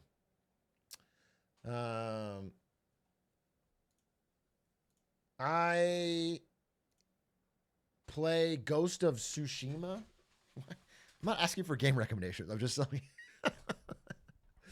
I'm just telling you that's not the game for me. Astrobot has good physics. Astrobot has unbelievable physics. Even more playful and fun. That is, rather than striving for absolute fidelity, though the game is gorgeous by any measure, the team has instead prioritized interactivity, such as physics and fluid simulation, even finding ways to directly implement them into the gameplay loop. This looks fun, right? So the very first level immediately hints at what's to come. Jump into the first pools of water and marvel as the leaves realistically move around the surface of the water, and in turn ripple with every movement. No, this looks really fun. Things like these leaves. This looks really fun. I'm going to play it. I'm going to play it. Guaranteed. Guaranteed I'm going to play it. Lock it in. Put it on the fucking docket. I'm going to play it. That looks fucking great. I'm going to go ahead and say it. It might even be game of the year. I'm going to be brave. No one else said this. I'm going to say it's game of the year. Chat, he's never going to play it. Raz, shut the fuck up. Raz, just because you play 40 games a month does not mean you get to judge a simple man like me. I see the videos, Every game I played in fucking July, every game I played in October, every game I played, and it's like 90 minutes long. I understand, okay? You know, some people like to slow down and enjoy games. Raz, really take our time, sometimes years. I'm still really enjoying Elden Ring DLC. I'm still enjoying it. I'm still, every day I get another thought about it and how I'm getting closer and closer to finishing it. So Lies of P, I'm still enjoying years later. I'm not trying to rush through it to get a high score or something. Some of us gamers don't play for high score. We play for high enjoyment. Okay? We played for the art of learning about ourselves and what the developer wanted. Maybe that makes us different. Maybe that makes us a little strange. Maybe we're not power gamers. Maybe we don't fucking grok the elite lingo. But we're people too. Maybe some of us spend all day on gaming forums raging at developers for putting a woman in their game. Does that make us less gamers? Does that make us worse gamers? Just because we don't actually play games, we spend all of our time complaining about games when we see a woman in them? Does that make us somehow bad? No. No, it doesn't.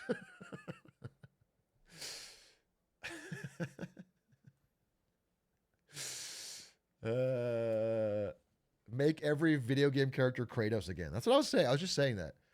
I was saying we need every video game character to be Kratos. Bald, white, strong. Otherwise, I'm not happy.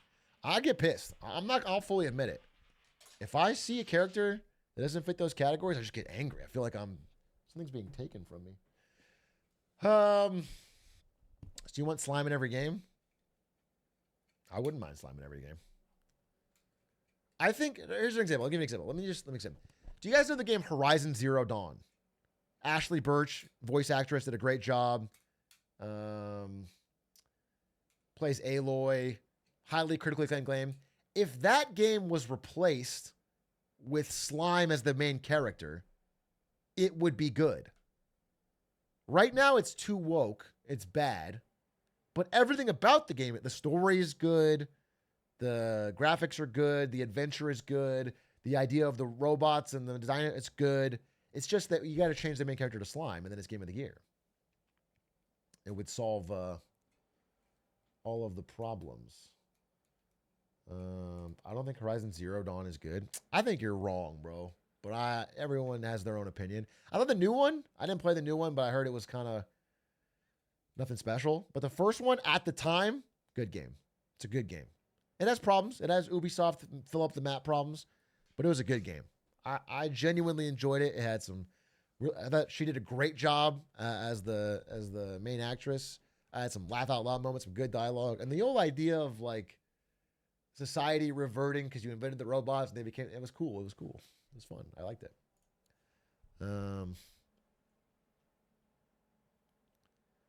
40 pages of law school reading to do for tomorrow. Praise for me. Why don't you just feed it all into ChatGPT?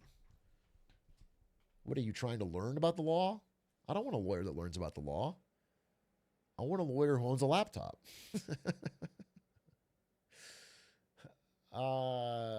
Just put 50 pages into ChatGPT and say, summarize all of this in one sentence written for a 4-year-old.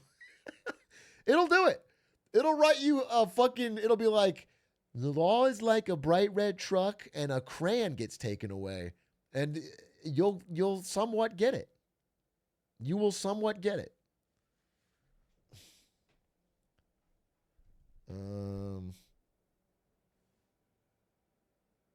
Okay, I'm actually learning.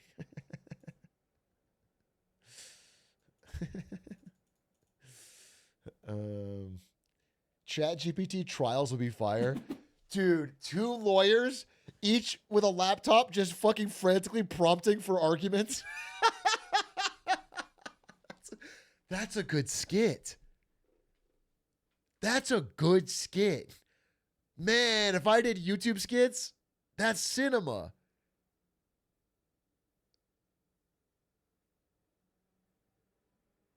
Like, that's a Key and Peele ass skit. Like a lawyer's, he's in the middle of a passionate speech and then he stops on his laptop, reads it. The other guy says, what'd you say? types it in. They're just going back and forth. And it devolves. They run out of tokens, or one of them has to just put the voice line on. That's a good skit. That's a banger. That's a fucking banger. But I don't do that. What am I fucking? Who's that guy? ProZD, the GOAT of YouTube skits.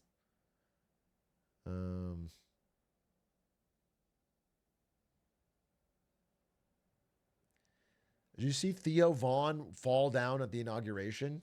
Theo Vaughn did not fall down.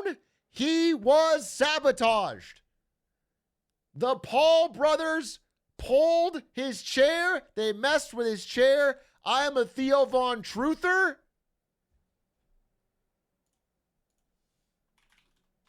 Let's go to the tapes. Let's go to the tapes.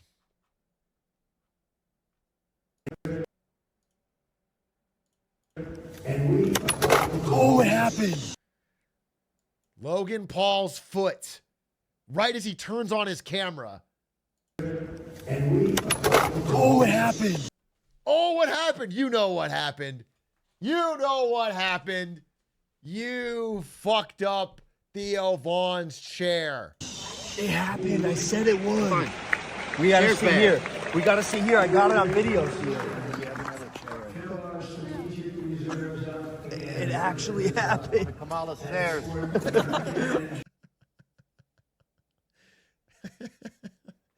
He's a comedian, even in the moment. Even in the fucking moment. No way. Did you really? I got it. And then, wasn't an accident. Paul kids thought it was. Funny to mess with the chair. There's a time and a place, you know. L. Theo Vaughn Truther. That's an L. That's an L, folks. This is worse than the Forest thing? Maybe. Fucking maybe. Fucking, I wouldn't rule it out. I wouldn't fucking rule it out. What the hell are they doing there? Dude, there's a bunch of people at the fucking inauguration. I can't get mad over all of them.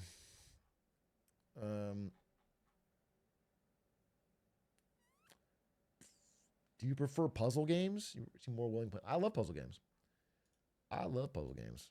Not necessarily my finest hour playing puzzle games, but I love them.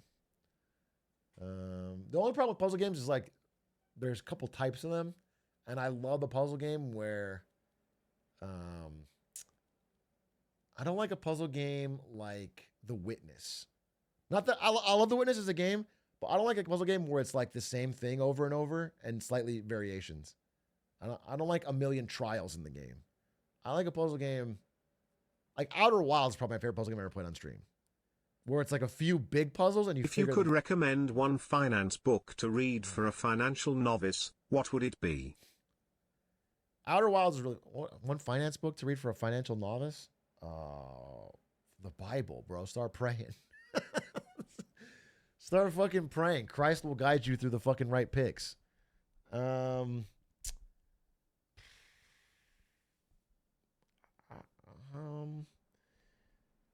I think a good entry book could be The Algebra of Wealth by Scott Galloway. That's written for an entry audience and it gives you fundamental principles of like saving and building money. I think that's not a bad idea. One book that really helped me when I started to get more into all this stuff, because what you realize, I spend most of my day reading financial news now. What I've realized is that most of it is not that complicated, but it's filled with jargon. Things like government bonds, for example, are not complicated, but they're very jargon-filled. And so a book that I read was The Devil's Financial Dictionary. It's a good book where it goes through every piece of jargon in finance and gives you like the simple, funny explanation. Let me see is that what it's called? I read this a long time ago, but I really enjoyed it, and it kind of made it more fun for me. Financial Dictionary. I think it's free as a PDF online. I'm not even kidding. Yeah, this is it. This is exactly the book. The Devil's Financial Dictionary. That's exactly it. By Jason Zweig. I like that book a lot. 2015.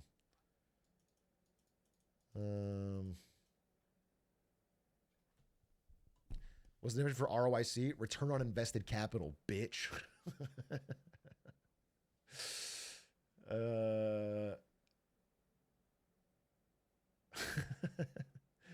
I saw your 2025 video. I'm glad you enjoyed. That's ROICB.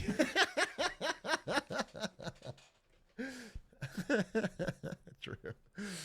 Fucking true. Fucking true. Fucking based. Very based. Okay, so what I want to talk about today,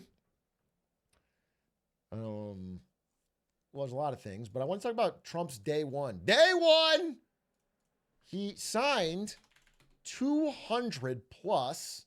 Here, let's do a little fucking paint segment.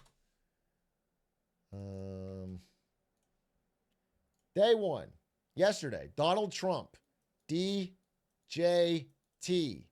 our new president, if you're American, and if you're Canadian as well, and if you're from Greenland, and if you're from Panama. If you're from any one of those places, DJT is your new president. And if you were swimming in the Gulf of Mexico, signed, I don't know the exact number. I think it's 212, but let's say 200 plus. 200 plus executive orders in a single day. Now, this is an interesting amount because it is more than Joe Biden signed in his entire 4-year term. I believe Joe Biden one day had 183 over 4 years. It's definitely a record for a single day. The average for a president in 1 year is 30 to 40. 30 to 40. So 200 in a day is a lot. However, there's ups and downs to that. So I'm going to try and give, at the beginning at least, the things that I liked. Because there's a lot of this stuff I don't like, but I want to... So here's what I'll say. I think to an average person, they see this and they like it. And I don't even fault them because people are mad at gridlock. People are mad at things not happening. They want things to happen. They're not as concerned as they should be whether these are good or bad things.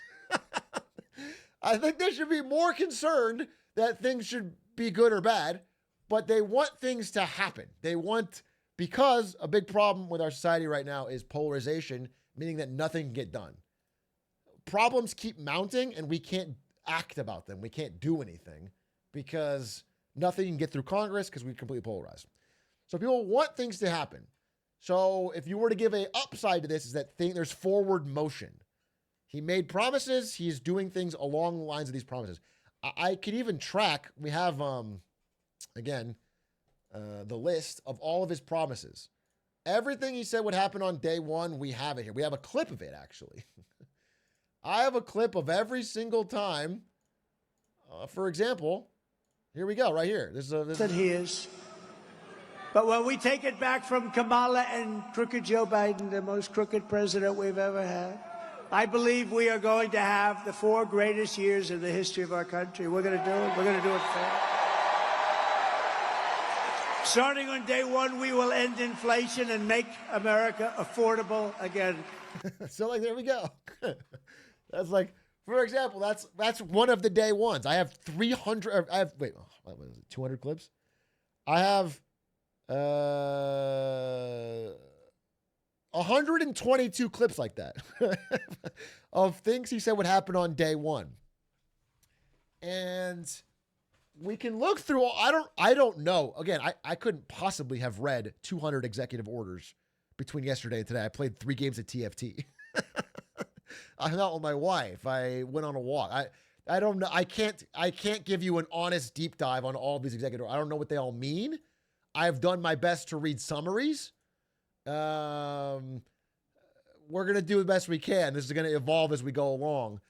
But if we track this list of, well, his promises and what he did yesterday, the upside, again, if you're a fan of his, would be that a lot of what he did in executive orders aligns with his promises. Now, he doesn't fulfill them, especially with regards to inflation, especially in regards to the economy. There is no executive order yesterday that has any forward motion on anything related to that. However, on other promises, there is some other things, so I'll talk about it. Okay, now where's my fucking list? Here it is. Okay. So the number one thing here, I made a whiteboard.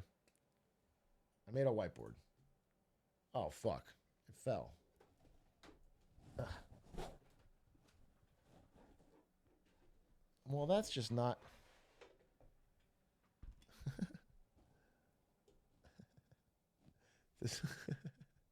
It's all blocked. It's blocked. No, that's not going to work. That's simply not going to work. Here, what if I do this?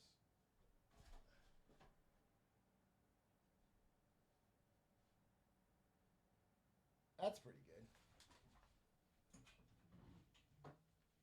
Okay. Shit.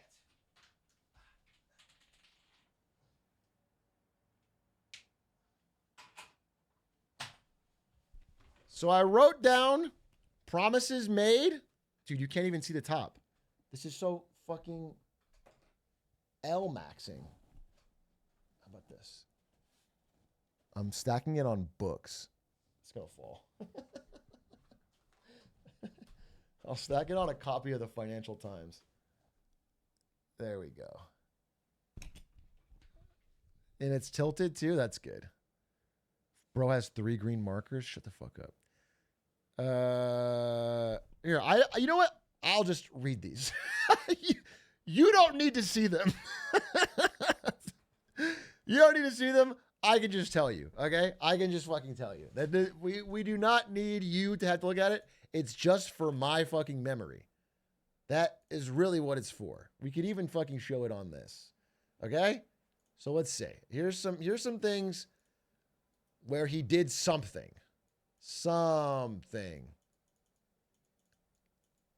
One of his big promises, that promises made, promises kept. If you wanted the January 6th rioters to get pardoned, that was done. Jan 6th. Squeaks is free. He's out. There was some debate over whether or not he would pardon those that assaulted police officers specifically. He did. So they're all pardoned. Big one. Drill baby drill. I'll put DBD. Not Dead by Daylight. Drill baby drill. A lot of executive orders, again, there's 200 of these, so they're like bundled. But a lot of executive orders were about drill baby drill. Essentially expanding fracking / drilling on federal land and in Alaska. Fracking, drilling. There's all wind projects on federal land have been halted. Any government wind project is halted. You can't do any new wind project. They're going to use eminent domain, which is the government seizing land, and federal land to expand drilling. So there will be more places to drill for oil companies, which will drive down the cost of oil. I mean, it should theoretically. I will say we haven't had high cost of oil. My biggest concern with this, and I'm reading this from conservative sources like hedge fund managers, is that the cost of oil was not a limiting factor on America's growth. We've had, compared to all countries in the world, low cost of oil. We've had generationally good oil costs over the past 4 years. This is not, you could drive it down. I'm not arguing with that. And there could be some marginal help there, but this is not going to cause a massive spike in growth for the whole country, is my theory, but we'll see. There's the EV mandate. And EV mandate. Now, I put this in question mark, but it is a check mark. The thing is, the EV mandate is not necessarily a real thing. There wasn't like an actual electric vehicle mandate. What he means by this, when he said he's going to do it on day one, is that there's a group of policies that are beneficial to EVs. So things like tax cuts if you buy an EV, or incentives to buy an EV, or government spending to build out a charging network. All that stuff is canceled, no longer spending on it. So kind of an L for Elon. Well, parts of it are an L for Elon. it makes it harder to buy. I don't know why I'm putting XXX. I guess Elon's getting fucked. It makes it more expensive to buy an EV, which is going to be bad, but it also makes it harder to build any competing charging networks to Tesla's. So if you are going to buy an EV, it does make Tesla better than its competitors. So it's an up and down. It's tough to see how it helps or hurts Elon. It probably makes Tesla stronger versus competition, but less competitive versus non-EV cars. Okay. Then a huge amount of the bills, tons and tons and tons of the bills are about immigration. And obviously people have varying opinions on this, but many people who voted for him wanted something done about immigration. There's absurd amount of stuff on this. Some of it I find to be not just morally problematic, but like stupid, not helpful for America, not helpful for a sane immigration policy. But at the very least, most people would say immigration spiked to too high a level at the end of 21 and 22 post-COVID. It was like way over the last 30 years. It was way spiker. So they want to close the border. They're doing that. But there's a lot of other stuff like, there was an app where you could just set up your asylum appointment, which is for legal people, like figuring out. That was just destroyed. It was just like shut down. I have to go through. There's the most about bills were about this. Immigration was the number one thing he signed executive orders on. I haven't been able to read all the specific bills. I don't know all the thing. One of the main things is birthright citizenship. So this one I think is just straight up stupid. It's been the law of the land for like over 100 years. Citizenship. Birthright citizenship. Basically mean if you're born in America, you're an American citizen. Your parents might not be, but you are an American citizen. If you born here, grow up here, you're an American citizen. It is applied to almost everyone's family if you go back far enough. This is how they became citizens. I think it's stupid to get rid of it. I think it's a huge America buff historically. This has been like a huge, massive, massive buff to America that has allowed like some of the best and the brightest in the world to all come over here. I'm big on this, but anyway, it's banned. It's going to be challenged to the Supreme Court. I don't know what'll happen. Supreme Court is pretty stacked for Trump, but it's also like pretty clearly defined in the Constitution, the Bill of Rights. So I'm sorry, in the amendment. So I don't know. We'll see. It's going to be fucking a big deal this year. This is going to be a big. But so there's some good and some bad here. We'll put check mark though because it's a promise kept. There are two areas where he said he would do something on day one and nothing happened. Okay. The number one thing he promised during the campaign, the number one thing, he said it 33 times in different speeches. He said on day one, I will end the war in Ukraine. He said specifically, I have a quote on my board. I will have that done within 24 hours in May 2023. He said, I will end the war in Ukraine. I'll have it done within 24 hours. During the debate, he said he'd have it done before he became president. Someone asked him about it yesterday. This is really funny. He is funny. I'll give him that. Someone asked him yesterday, hey, didn't you say you'd have it done in 24 hours? What's going on? He said, I still have half a day left. If someone has the clip of that quote, it would be great. He said, that's a hoot. But anyway, no executive order about this. No progress on this yet. Things are happening behind the scenes. Again, my prediction is that it does happen this year. The main thing is about whether or not the deal is good. Some of what I'm reading is that, obviously Putin would like a break from the war because his economy is overheating and is causing huge domestic problems. It would be to his benefit to have a pause for 3 or 4 years while NATO becomes less relevant in the Trump era. He rebuilds his whole army and forces and then just comes back. That would be a realistic thing. So whatever gets written needs to be specific and have some fucking penalties or punishments or things for that. But so that's Ukraine. No progress on day one. Nothing. And then tariffs. So obviously he said, I love tariffs. I'm the tariff king. He said specifically, I have a quote here again. On January 20th, I will sign into law a 25% all goods tariff on Canada and Mexico. That's a direct quote. January 20th came and went, and there was no mention of specific tariffs. Now, I am not mad about this. I think tariffs are a stupid idea, but it's not a day one follow through. Based on his dialogue yesterday, what is the tariff? It's like a tax on an imported good. February 1st. He has moved it to February 1st. February 1st on Canada and Mexico. Obviously, the Canadian dollar, CAD to USD, got fucking hammered on this news. It's at fucking many, many year lows.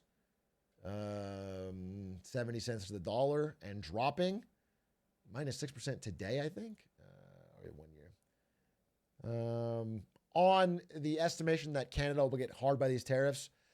Canada will also do retaliatory tariffs, as is Mexico is planning. So, again, I'm not even saying the likely. The almost certain outcome of this will be political pressure for sure, but also increasing costs. There's just no way to run a 25% tariff on Canada and Mexico and not have costs go up in Canada, in America, and in Mexico.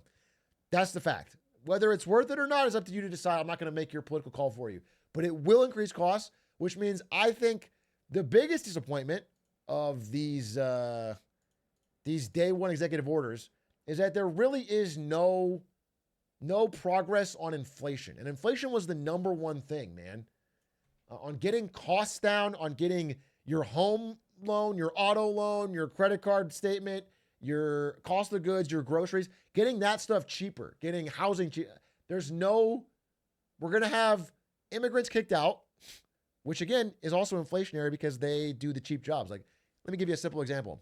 Let's say you're a middle-class / wealthy family. You want to hire someone to do landscaping for your house. You got a lawn. That landscaping, when they kick out all the immigrants, gets more expensive.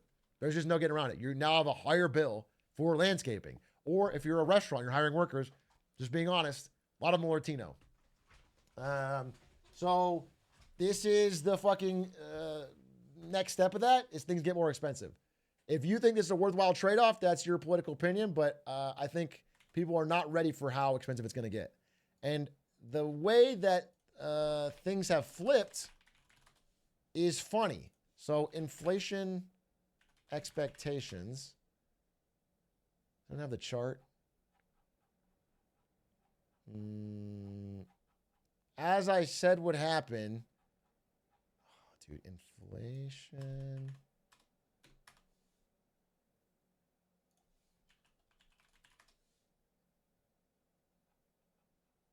Is this it? Here it is. This is people's expectations for inflation over the next 5 years. After the election, it has completely flipped. As I said, similar to last time. So, listen, all I'll say is I'm consistent, bro. I was shitting on the economy during Biden, and I'm going to shit on the economy during Trump. I'm saying consistent, but it is flipping. People who vote Republican are expecting inflation to drop to 0. 1% zero. And it's just not going to happen, bro. You cannot throw up tariffs and deportations and have costs go down. It's not going to happen. So you can't have your cake and eat it too. If you want these things to happen, you got to accept higher goods. There's not a triple threat. And so there's a couple more things from the day one stuff. There was, DEI stuff. There was like no trans in the military, no trans in schools type stuff. There was federal DEI, red meat for the base stuff. But I don't know about he did say, do I have this clip? Wait, do I have this clip? Oh man, wait.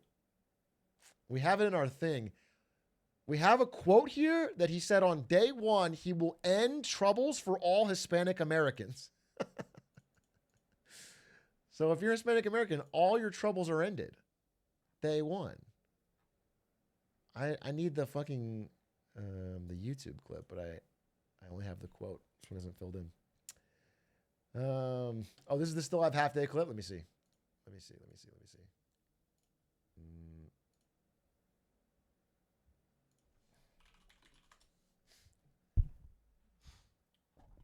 Where is it? There it is. Okay. Mr. President, you would say you would end the Russia-Ukraine war on your first day in office. Where do things stand right now, and how do you intend? Well, there's only half a day. I have another half a day left. We'll see. We want to get it done. I mean, he's funny. I'll give him that. He's funny. Bro's got the reporter is. We'll see what happens. I'm honestly watching this closely. Like I said, I do predict him to strike a deal with Putin and get the war ended this year, which is a good thing. Almost no matter how you slice it, because people are dying by the fucking hundreds of thousands. But the terms of the deal do matter deeply to me. So I'll be watching it closely. We'll do a video when it's out, when it happens.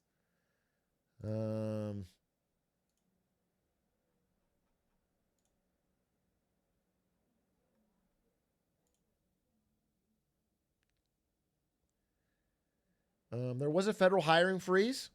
There was a return to office for all federal workers, which is a soft layoff. These things will hurt job numbers badly. So much of the job number growth has been driven by federal job, or actually not federal, really government jobs in local and state. So not actually a major impact, but it does hurt government jobs.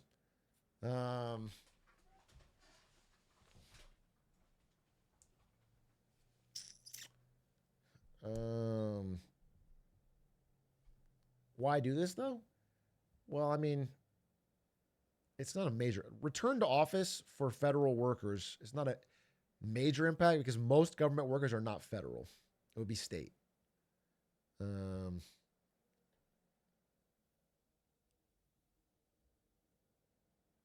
But I just, when I read stuff like this, it's fine. Like I understand your thought process and I get that you're in the right direction, but I cannot emphasize enough to everybody that our deficit is so large that little tiny things here and there, even if you add them all up, is nothing unless you cut military, Social Security, or Medicare. That is it. That is all of our, but that and inflation payments or interest payments, but you can't cut those. There's interest payments are already as big as our military. Like all of our tax dollars goes to those four things. I want you to know that. It goes to those four things: interest payments, Social Security, Medicare, and military. If you're not going to cut one of those, you're not doing anything that matters. That has to be fully understood. Or we're all just like jerking each other off. It's just a waste of time. You could cut everything else and it wouldn't make a dent. It's not.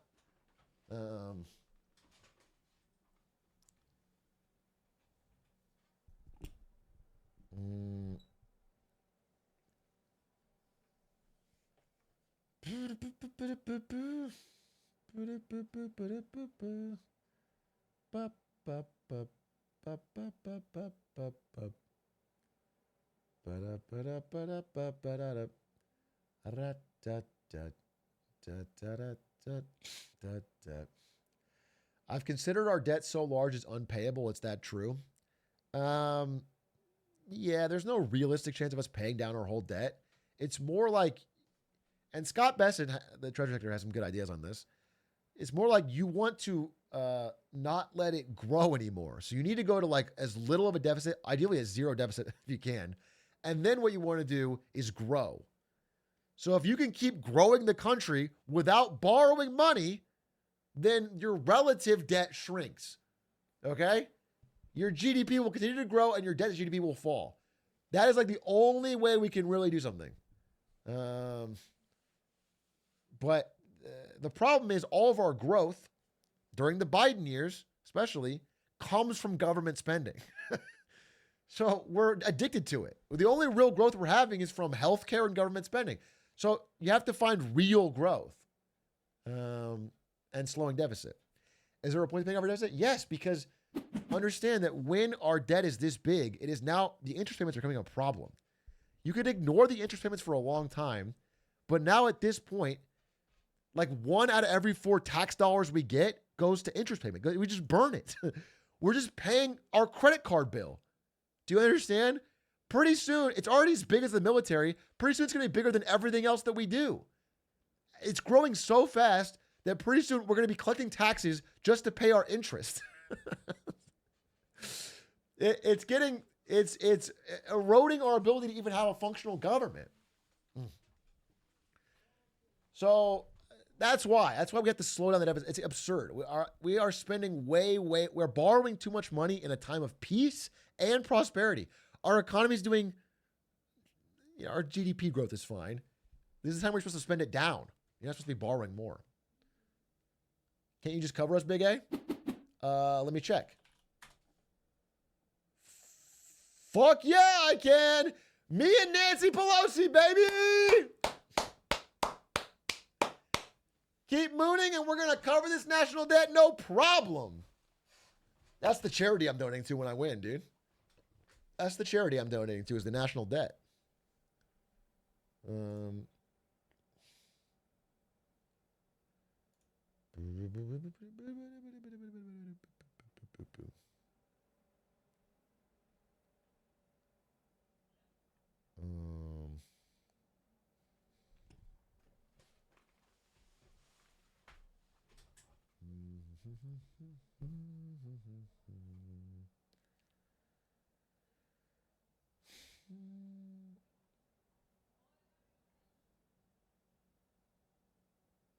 They added a DOGE clock to the U.S. debt clock? What is this?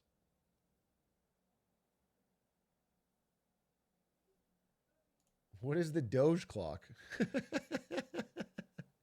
Is this since DOGE was created? That's so funny.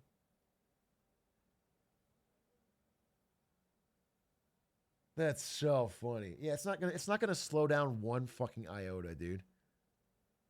Yeah. Why are we getting the world's richest man to decide government budget cuts?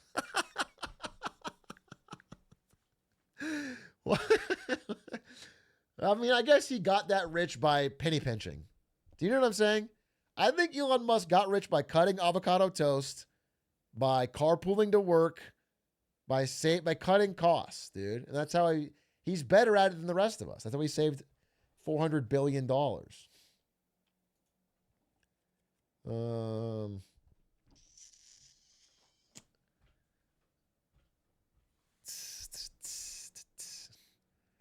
He sold every sink he ever saw.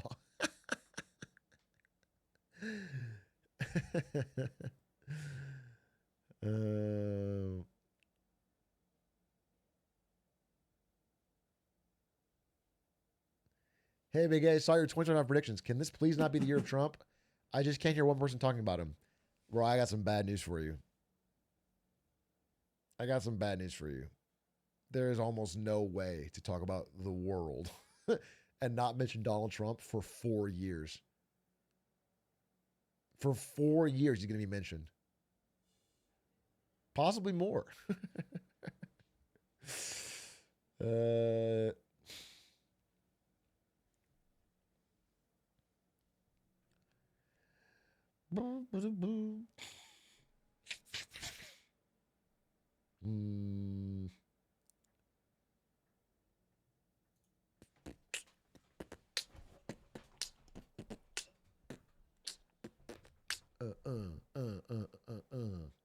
Four years of Trump, 4 years of Vance, 8 years of Ludwig.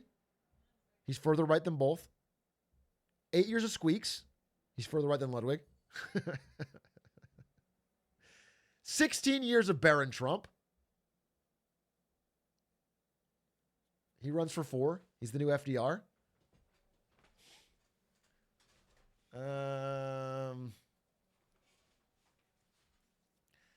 And then Mr. Beast's son, declares a holy war and overthrows the government and becomes our dictator / ruler. The younger beast. Lisan al Beast. And then Lisan al Beast comes out of North Carolina, the swamps of North Carolina, with an army and overthrows fucking Baron Trump. Holy shit. Beast the Younger. And becomes God King, God Emperor. That's going to be... Zoomers, you're in for a cool life, let me tell you. You're in for some cool eras. History books will be pretty fun.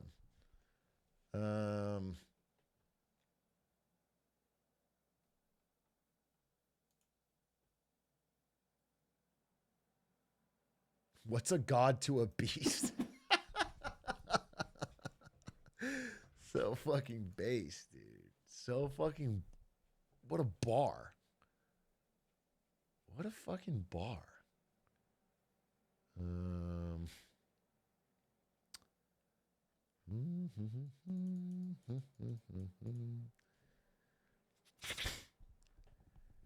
Hey, big guy, first time chat. I've been watching the YouTube for a few years and I've always loved marketing. I got a marketing certificate because of you. I came here to ask what are your thoughts on entering the marketing job market with AI replacing a lot of the jobs. Is it even worth it? That is an argument you could make for any area of knowledge work. All I can say is we don't know. Nobody fucking knows. The consensus seems to be that you learn how to work with it and you I'm not hiding behind the comments. I'm not hiding behind the comment, dude. I'm not afraid of I'm not shy. Guys, I don't want guys, I'm scared. The chatter's moving too fast. They're too fucking scary. No, you fucking cut me off when I was trying to help this guy out. The fucking consensus is that you learn how to work with it. So learn how to use AI in your marketing workflow, how to prototype and, make it a skill set you have because there's going to be boomer AI guys boomer marketing guys that don't. It'll make you more employable. And that would be my sincere advice, I guess. And we don't know. We don't know what's going to happen with it. But I think realistically, you're good. The hard part with marketing is not AI taking jobs. It's that it's super hard to find a foot in the door for any real marketing job. There's so many scammy ones. There's so many fake marketing jobs that are really direct door-to-door sales. And, looking for marketing jobs is a real fucking needle in the haystack at the start. It's, you have to get into a company to get fucking, it's difficult. I hurt my nose. Do you think you could be a good Solomons? I assume you mean salesman. Salemans. Yeah, I could be a good salemans. Oh, dude, I fucking hurt the shit out of my nose. I could be a good saleman for sure. I don't know, maybe. Probably. What do you got? You just got to be personable. You got to be nice. You got to know your shit cold.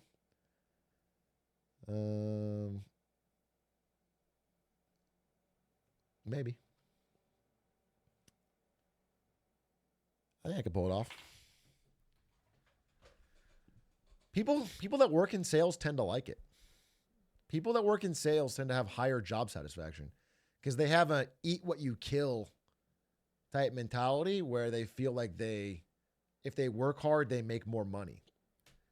A lot of jobs get demoralizing because it feels like if you put in extra effort, you're not rewarded. You're just rewarded with more work. And that demoralizes people. You get into a job and you're like, I'm going to go above and beyond. I'm going to make this thing better. I'm going to work extra hard. And then all you get for that is more. You don't get a pay raise or you don't get so it demoralizes people. But with sales, if you do that extra effort, you make more money generally. So they feel that tied to the reward.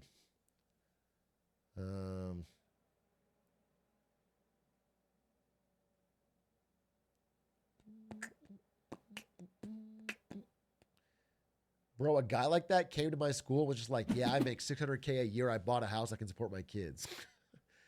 Some dude showed up and just bragged to a class of students that he's breaded.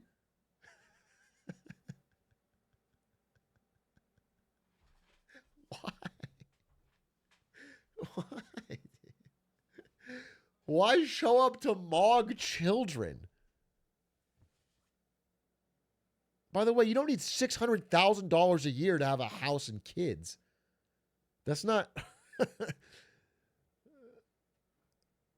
That's not a fucking... That's what Zoomers think, dude. You talk about Zoomers like with their expectations. You need $500K minimum. Bro, you don't need $500,000 to... In Canada, maybe. In Canada, you need more.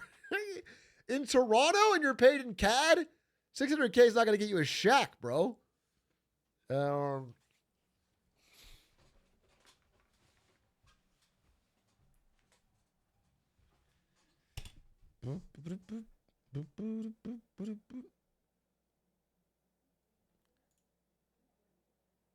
automated the annoying part of my job, and now I somehow have more work than before and earn the exact same. This is the classic. This is the classic. This is why people are afraid to automate their jobs. That's why people in companies resist change. They resist new ways of doing things. If you come in and you're like, why are we doing it this way? We could do it this way. It'd save a lot of time. People will be hostile to you. And it's self-defense, self-preservation. Because the way they do things now is good for keeping all the jobs they have and all the salaries where they're at. And you don't want to tell anyone. You want to do it privately for yourself, and then don't tell. And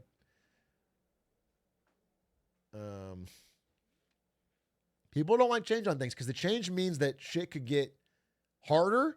You can get more work, or you get fired, or there could be less people needed.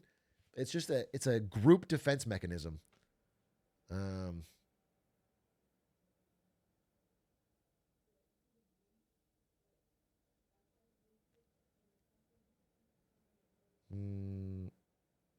Yeah, there's good books on this, on how to be a manager that can get people to change.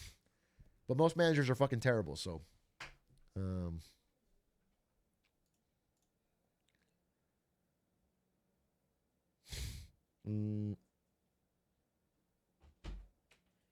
house watchers. Hey, babe. Have popcorn. Popcorn! I want some popcorn to watch House with. I want popcorn. You're not watching House, so. Well, but maybe I will if I get some popcorn in me. Wait, this is Ladyfinger. It's very tiny and cute. What do you mean it's Ladyfinger popcorn? It's a variety. Look how tiny it is. Is there a popcorn emoji? I mean, emoji. They got only the fish for you. Hey, I got so many dollars. A lot of dollars. Good, huh? That's good. You want it? Okay. Oh, thank you. For House MD watchers. Here's the thing, though, babe. This popcorn's really salty, and I don't have a drink. So. Oh, I can get a drink. Yeah, I can. You? You don't have to be like me, where I like. Dude, I'm just hypothetically. I don't know. Like, it would be really nice if I had a drink. What's the? You're the asshole. What's the English word for like you're trying to throw indirect? Dropping hints. Yeah, you don't have to drop. I'm hints. dropping you just hints. Tell me direct. Like it's fine. What kind of drink do you want? Ooh, I want that taste. Do you have that raspberry thing you made yesterday with the little? Well, technically my mom made it, but yeah. Yeah. I can do that. Okay. I really love that. Yeah, I can do that. Thanks, babe. And that's how it's done, folks. The art of dropping subtle hints. She didn't even notice that I actually wanted a drink. I was able to gaslight her into thinking that it was her idea. But actually, I, without getting called out, figured out how to manipulate her into getting me a drink. Figure this all out in my course, my 5-step course called Becoming the Man Within You. Wait, coming with the man inside you. Wait, no, that's not. No, whatever. You can, it'll bring out an inner man that's deep inside you. And it's $100 per person. So get it now.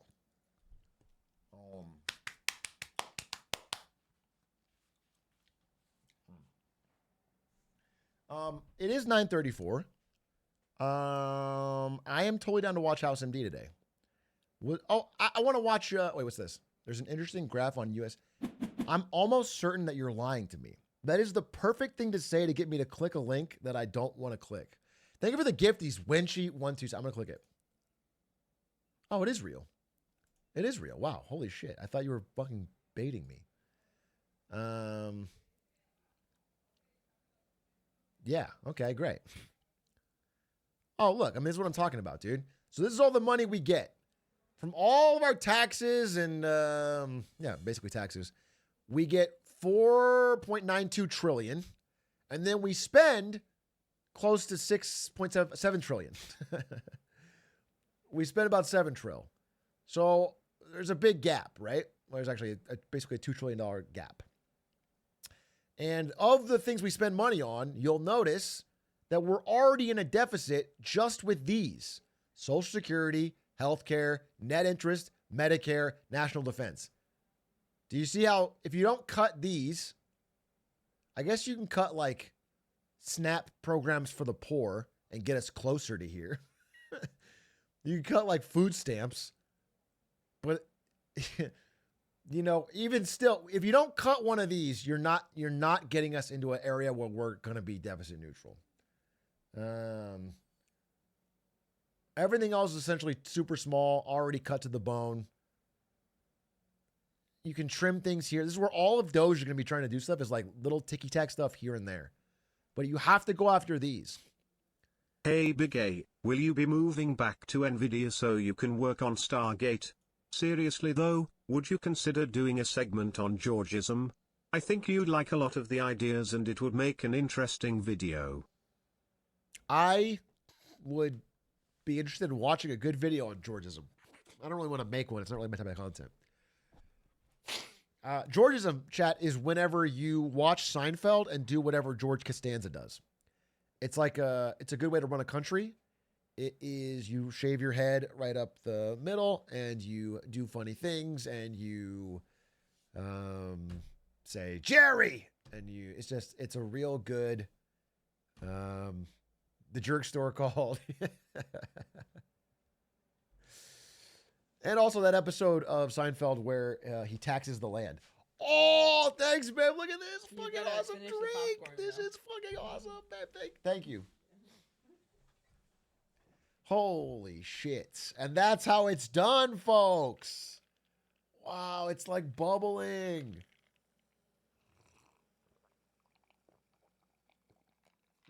Dude, that's fucking good. Damn, that's fucking good. All right, so we're going to watch House, but before we watch House, I want to watch... she did fucking dodge my high five. Should I be mad about it? Do you think I should go out there after stream and be like pissy and like angry because I didn't get the high five? Cause she just brought me popcorn and a drink, but like she didn't high five me. Should I be like kind of like sullen and just like hard to talk to for the rest of the night because of that high five? Okay, good idea. You guys wouldn't give me bad advice, right? You guys all know what to do in relationships. Okay, cool. Yeah, I'll just be like really passive aggressive and like whenever she talks about like, whatever, like that. MTA, your house, your rules. Dude, you guys are all gonna fucking crash out. You guys are all gonna. Oh my god, dude!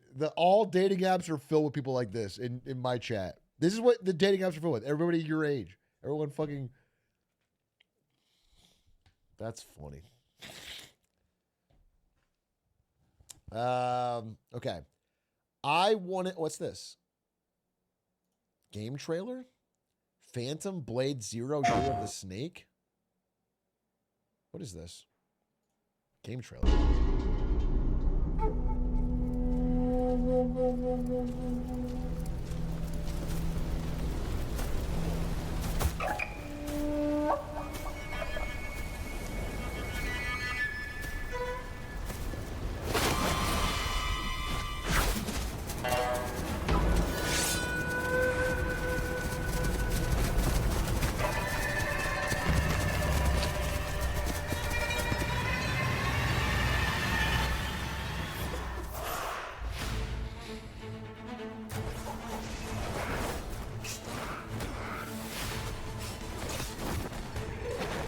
cool.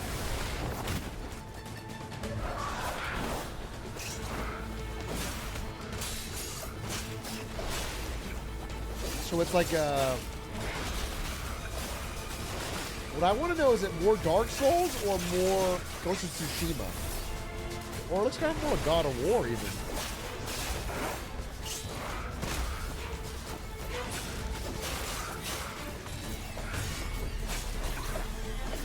It's a Wukong-like? Damn, dude, it's already a Wukong-like. China makes one game and now it's Wukong-likes. I mean, it's definitely cool to fight 7 enemies at once in a coordinated way. It looks cool. I like that the trailer's just gameplay. Just a boss fight. Can I see this? What's this?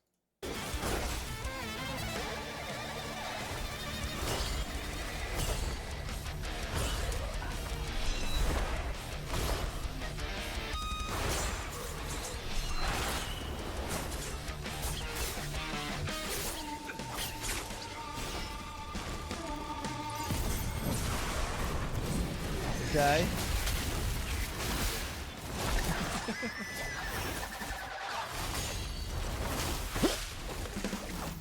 Ah! Yeah, it looks pretty cool. It actually looks pretty cool. If the reviews are good, I'll look at it. That'd be fucking cool. I'd like to play that.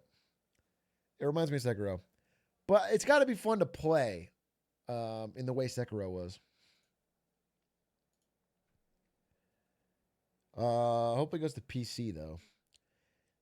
Oh, Zuckerberg! Dude, Luminary, actually, thank you for bringing that up. Mark Zuckerberg. I don't know about the clip you're talking about, but I do think we have to talk about this. Mark Zuckerberg was caught peeking at Jeff Bezos' wife's boobs at the inauguration. Okay? He was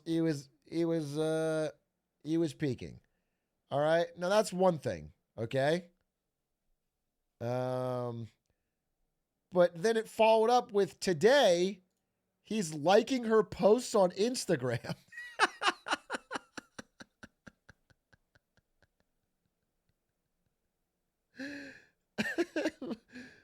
Bro, she's married. She's married. And then Polymarket had the chance of his divorce go up 11%. They're betting on it. What a fucking world we live in. This is crazy.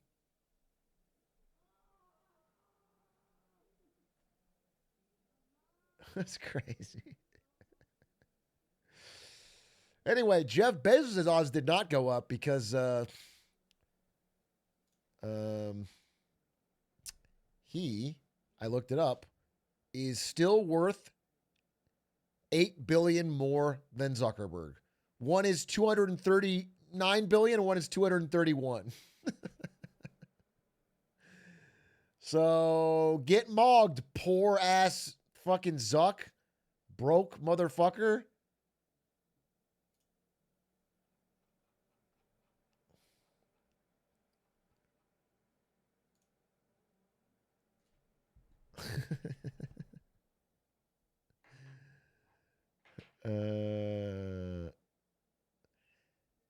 Thing is, 8 billion is like life-changing money. Yeah, oh, really? Thank you for cluing us in. Wow. Another wise thought from Dr. Well, I didn't think about that. I didn't think about that. $8 billion is life-changing money. That is a good point. By the way, not for them. Their net worth swings up and down 8 billion every day. It's a life-changing for us.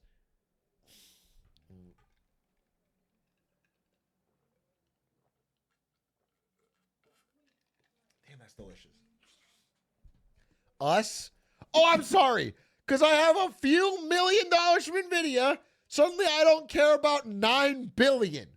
Suddenly I'm in the elite class. It's me, Jeff Bezos, fucking Zuckerberg, and $9 billion to me. I piss that. I don't even care. I'm an out of touch, basically an oligarch. I basically run this fucking country. No, you're totally right. No, you've got me. You got me pegged. My political and financial power is absurd. I can sway elections and influence media. I can't believe you said us. I can't believe you said us like 9 billion is not. Our net worths are rounding errors on 9 billion, no matter what.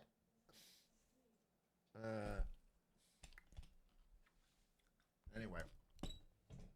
Chat. Without further ado. Oh, wait. I wanted to watch one educational video before we jump into one educational video. We have an 11-minute video called Rise of the Super App. And it's about U.S. companies trying to recreate China's WeChat Super App. I think that would be good. Or, hold. We have a couple options. I'll let you guys vote. We could watch A Day in the Life of an Insurance Adjuster in the LA Fires. That could be interesting.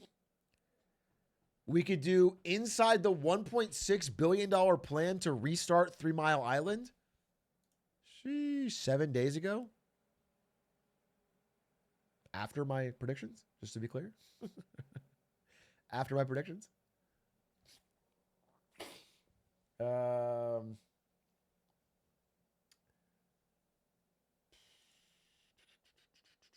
watching House afterwards. I need one good educational video. And I need it now.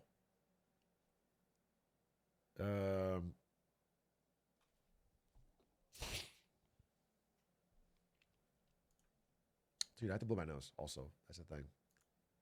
What is this? Card games are having a huge... No, that's not. Volkswagen in China? China in 1980. Volkswagen's China problem? China!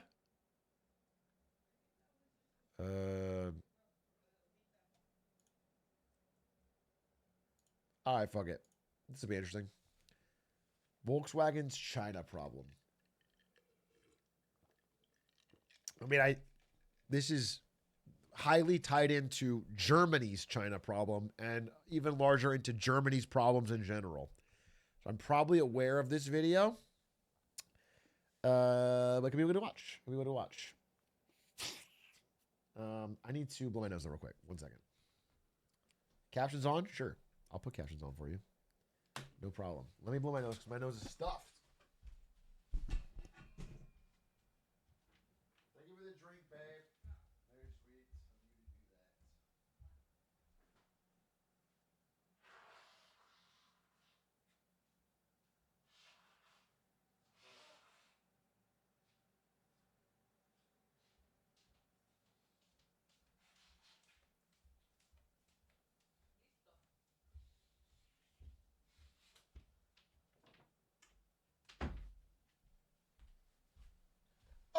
Okay.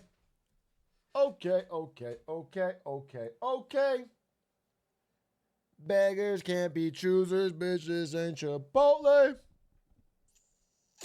I just woke up from a coma. Has Kanye done anything wrong? I'm a huge Kanye West fan, and I just got back from the year 2007. Has he done anything wrong? Good. Great. He's been kind of silent. Great. 1983 was the version of China that made its transformation into what it is today so very remarkable. That's to say, it was poor and it was underdeveloped. Its GDP per capita was $302, making for a ranking of 161st in the world, below the Central African Republic, Uganda, and the Comoros. This made the country rather unattractive as an expansion market for multinational enterprises. The population was massive, sure, but it didn't have a whole lot more going for it from the perspective of corporate executives. And ultimately, even if companies wanted to enter the Chinese market, for the longest time they just simply couldn't. It was one of the most closed-off economies in the world. It was a centrally planned socialist economy, incompatible with the capitalist ones from the West, and there were barely even diplomatic relations with Europe and America, let alone economic ones. You know, I was listening to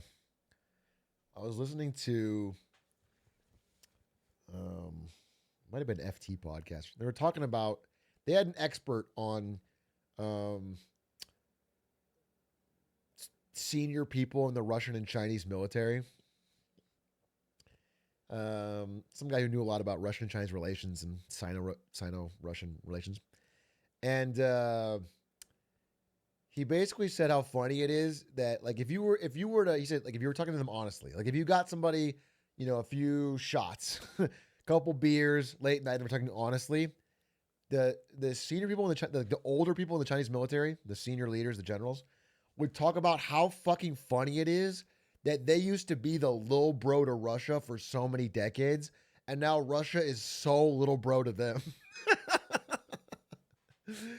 It's like they derive deep personal pride from the fact that in their lifetimes, Russia went from the big dog, who like they had to like run everything by and be like, to being absolutely the little bro, to being like really reliant on China, to be honest. Like if China doesn't buy Russian oil, the sanctions would be a problem. So it's funny. It's a funny dynamic where China is absolutely the big dog of the partnership. World. It was a centrally planned socialist economy, incompatible with the capitalist ones from the West, and there were barely even diplomatic relations with Europe and America, let alone economic ones. So it's no surprise that, before the 1980s, no Western auto manufacturer had entered the Chinese market. Change started after Deng Xiaoping took power. He kicked off the process. The GOAT! Deng Xiaoping is the GOAT, and I understand that with all world leaders there'll be criticism, and I'm sure there is things he did that I wouldn't personally do or agree with. But Deng Xiaoping, on like a number of people pulled out of poverty in terms of turning a country around financially, in terms of growth, in terms of people being richer than their parents, like in all of human history, nobody's done more than Deng Xiaoping. Maybe he might be like, on a pure numbers basis, one of the greatest leaders in human history. Many things flawed, I'm sure, as with all world leaders, but kind of insane what he did with China. The 10% plus growth rates every year for decades is crazy. Process of economic reform, leading to the process of opening up, leading to the Chinese government inviting a few Western auto manufacturers to form joint ventures with Chinese car companies, leading to the first Chinese-made Volkswagen rolling off the line in Shanghai in 1983. This was... Xi Jinping is the opposite, by the way. Just to be clear. Xi Jinping is like the opposite of Deng, and he's doing like all of the things that are basically undoing what made China so powerful under Deng. You know, I'm a big Xi Jinping is actually kind of blowing it truther.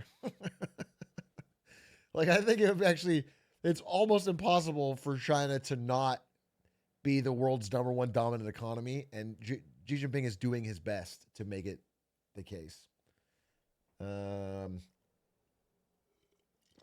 about your trip, dude. You guys relax with the social credit meme. It's not even fucking real. All right. Fortuitous. VW had been coaxed into forming a joint venture with the Shanghai Automotive Industry Corporation, and it happened at the absolute perfect moment. These same economic reforms that made it possible for VW to enter the market kicked off the transformation into the middle-income behemoth China is today, and as disposable incomes grew and the Chinese middle class expanded, so too did the country's car sales. Since then, more so than any Western auto company, VW has thrived on China sales.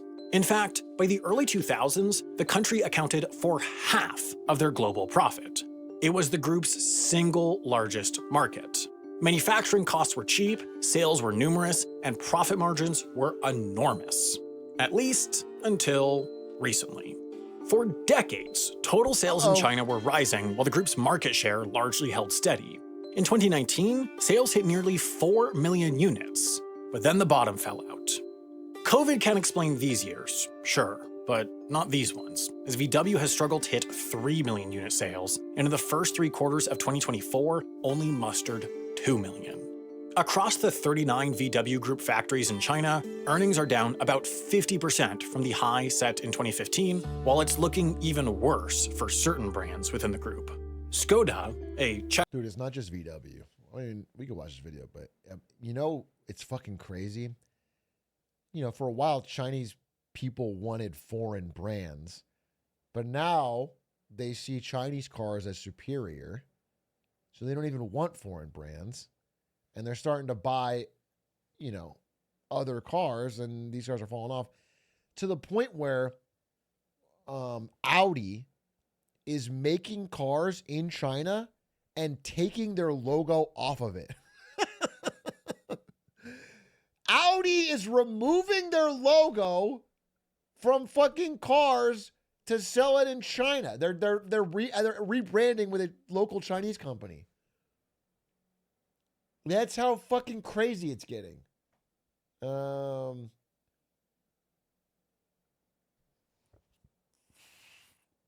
So it's Czech automaker owned by VW since 1991 has watched its sales absolutely tank across the 2020s.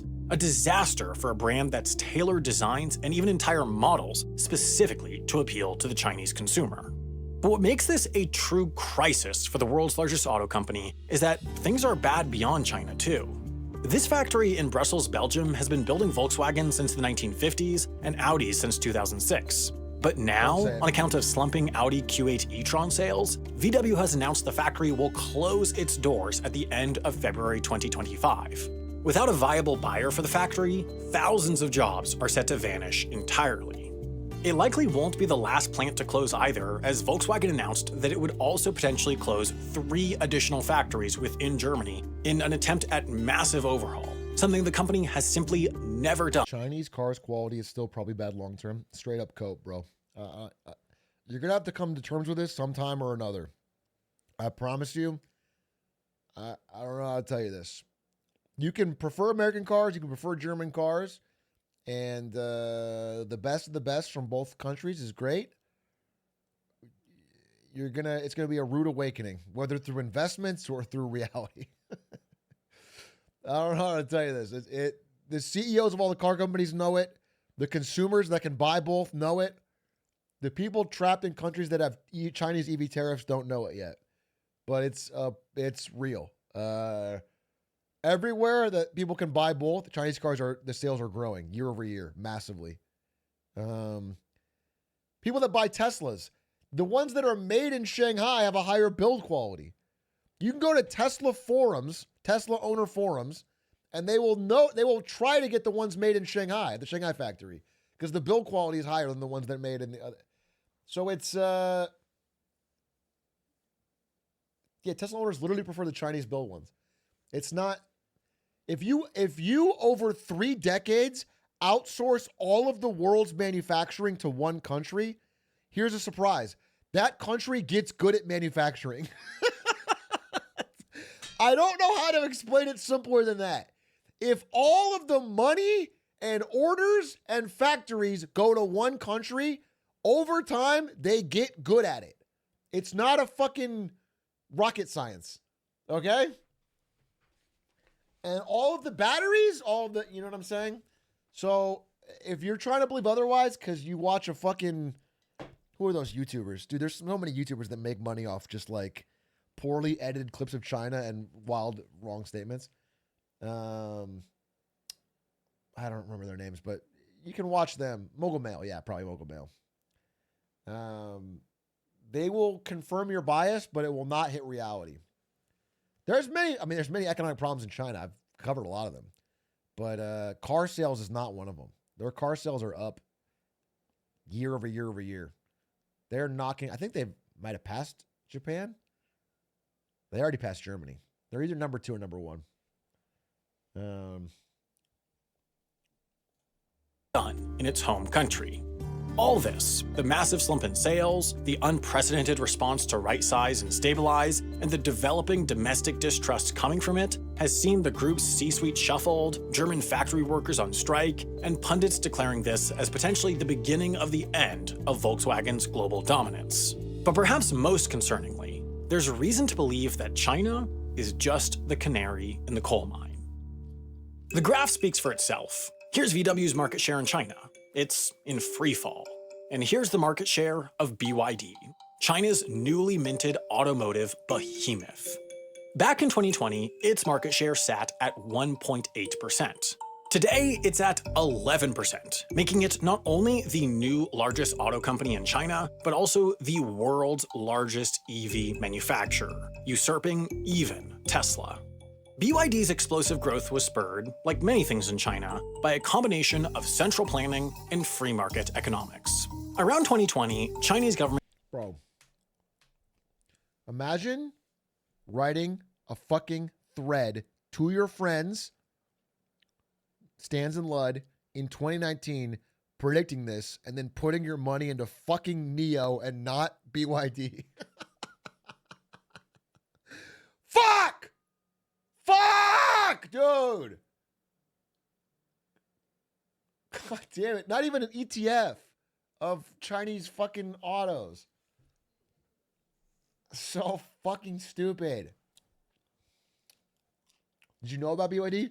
Not only did I know about BYD, I read about it and considered it, but thought I was too smart to invest in what fucking Warren Buffett invested in. I thought the Neo car was cooler and obviously would sell better, like I'm some fucking expert on car sales. And I thought that their battery swapping would be it was just fucking stupid. So the world's largest EV manufacturer, usurping even Tesla. BYD's explosive growth was spurred, like many things in China, by a combination of central planning and free market economics. Around 2020, Chinese governments of all levels, national, provincial, and local, started rolling out a deluge of incentives for EVs and plug-in hybrids. In Shanghai, for example, the municipal government requires car buyers to first purchase a license plate as a method of restricting the number of cars hitting the road. These are sold via a monthly auction where demand always far outstrips supply. Only about 5 or 6% of bidders typically get a plate, pushing prices up to between $12,000 and $14,000. But for a number of years, EV buyers could get a license plate for free. An absolutely massive incentive, considering some Chinese EVs now cost less than a license plate in Shanghai. There's also been a litany of buyer rebates, sales tax exemptions, infrastructure funding, direct support of automakers, and more that's totaled up to an estimated $230 billion in funding for EVs by the Chinese government between 2009 and 2023. Whereas elsewhere EV incentives were merely focused on making them price competitive with internal combustion cars, in China they were often significantly cheaper, so it's no surprise their sales exploded. Yeah. But of course, that just explains why China transitioned to EVs so quickly, not why BYD usurped VW. The explanation for that is that, well, BYD's cars were just simply better. In recent years, VW— Eggs out. Windover, I've heard enough, okay? My chat told me that's impossible. I heard someone in chat tell me that's impossible, Windover. You're fucking lying propaganda ass, woke fucking Xi Jinping bought and paid for ass, communist ass, fucking 30 days.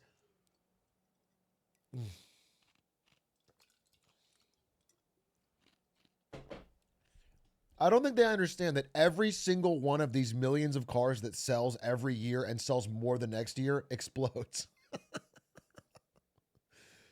They explode. And somehow people in China are just so fucking stupid. They see the car explode and they go and they buy it again. That's how they sell so many. They all explode, dude. That's the only I've saw it on YouTube Shorts. They just keep buying these exploding fucking death trap cars. It's 100% explode rate. BMW's entry-level EV in the Chinese market was its ID.3, which it was selling for about $23,000. This model boasts a 0 to 50 kilometer per— How does the Chinese do the Australians? The Australians keep buying BYD cars, and they keep exploding. They keep buying more of them. They can buy other brands, but for some reason, they just love the exploding ones. Hour time of 3 seconds and a certified range of 450 kilometers. In the US or Europe, this would seem like a steal relative to other EVs, but in China, for half that price, about $11,800, a buyer could instead get the upper trim of the entry-level BYD EV, the Seagull. This has a slower 4.9 seconds 0 to 50 kilometer time and a shorter 405 kilometer range, but it's not too far off. And there are plenty of other BYD EVs selling for well below the ID.3's price, yet boasting better specs. The BYD Dolphin Night version has 520 kilometers of range, yet sells for under $18,000, for example. And the Volkswagen Group isn't doing much better on the other end of the spectrum either. The group's two primary luxury brands, Audi and Porsche, are each struggling as well. Audi sold fewer than 15,000 EVs to China in the first 9 months of 2024, and Porsche sales are in such freefall that the company is closing a third of their dealerships in the country. There is a market for higher-end Western EVs in China, but that market has been absolutely dominated by Tesla. The company convinced the government to allow them to build their own dedicated factory in China. The first time ever a foreign auto company has been allowed to enter the Chinese market outright, not as part of a joint venture with a Chinese firm. Now, Western brands typically are able to command a price premium in China. They're often viewed as luxury goods. VW doesn't necessarily need to beat its Chinese competitors on price for equivalently spec'd cars, as historically consumers have perceived the Western brands as just simply better. Until recently, that is. Even if the ID.3 or other VW EVs might match or beat BYD equivalents on range or acceleration or charging time, the day-to-day experience of owning a VW EV is reportedly just worse. They lose in the details, and nowhere is that more true than with software. Now, up until the 2010s really, car manufacturing was largely an exercise in industrial expertise, with companies— There's also in that book, Kaput, I've been reading about the German economy and German problems, and it's like there's such a, not necessarily among the youngest Germans, but among like the older parts of German society, there's such a deep reluctance towards technology, towards digital, towards software and the internet, and Germany is very old school on this stuff. Yeah, Japan, similar. It applies here, where it's just like, that is now becoming more and more important to consumers, and if you're not good at it, they will just pick somewhere else. Like Toyota, Volkswagen, and General Motors vying for the world #1 spot in total sales on account of their ability to produce durable, dependable, fixable hardware. Then came Tesla, Apple CarPlay, lane assist, heads-up displays, and a myriad of other features running from safety to in-car entertainment that required cars capable of computing. Suddenly, a software revolution. For legacy car makers, such rapid change was jarring, but ultimately was such that they could at least keep up with through outsourcing to smaller, more nimble software companies. Making revolution more manageable too was the fact that internal combustion engine cars simply don't require the same level of software sophistication as an electric vehicle. A touchscreen infotainment system doesn't necessarily need to interact with or be aware of a lane assist or automatic braking safety feature, for instance. So to keep up, Volkswagen at first went the route of other legacy car makers. Contract out the software, focus on their core competency, the hardware. But that changed in 2015 with Dieselgate, the scandal involving an emissions control system designed to fraudulently manipulate the results of emissions tests. As part of the ensuing legal settlement, the company invested $2 billion into building out the Electrify America brand of EV fast chargers in North America, and then $40 billion into their EV program. And as for the software that ran those EVs, and their entire fleet of vehicles for that matter, well, VW was going to do that too. In 2019, the company announced that they no longer look for software suppliers, but they'd be one. No longer would they mirror the strategy of other legacy automakers. They take the Tesla route. they'd be a car company and a tech company. It's hard. The vision was straightforward enough. They'd radically simplify, and there would no longer be any black boxes that the company itself couldn't understand under their hoods.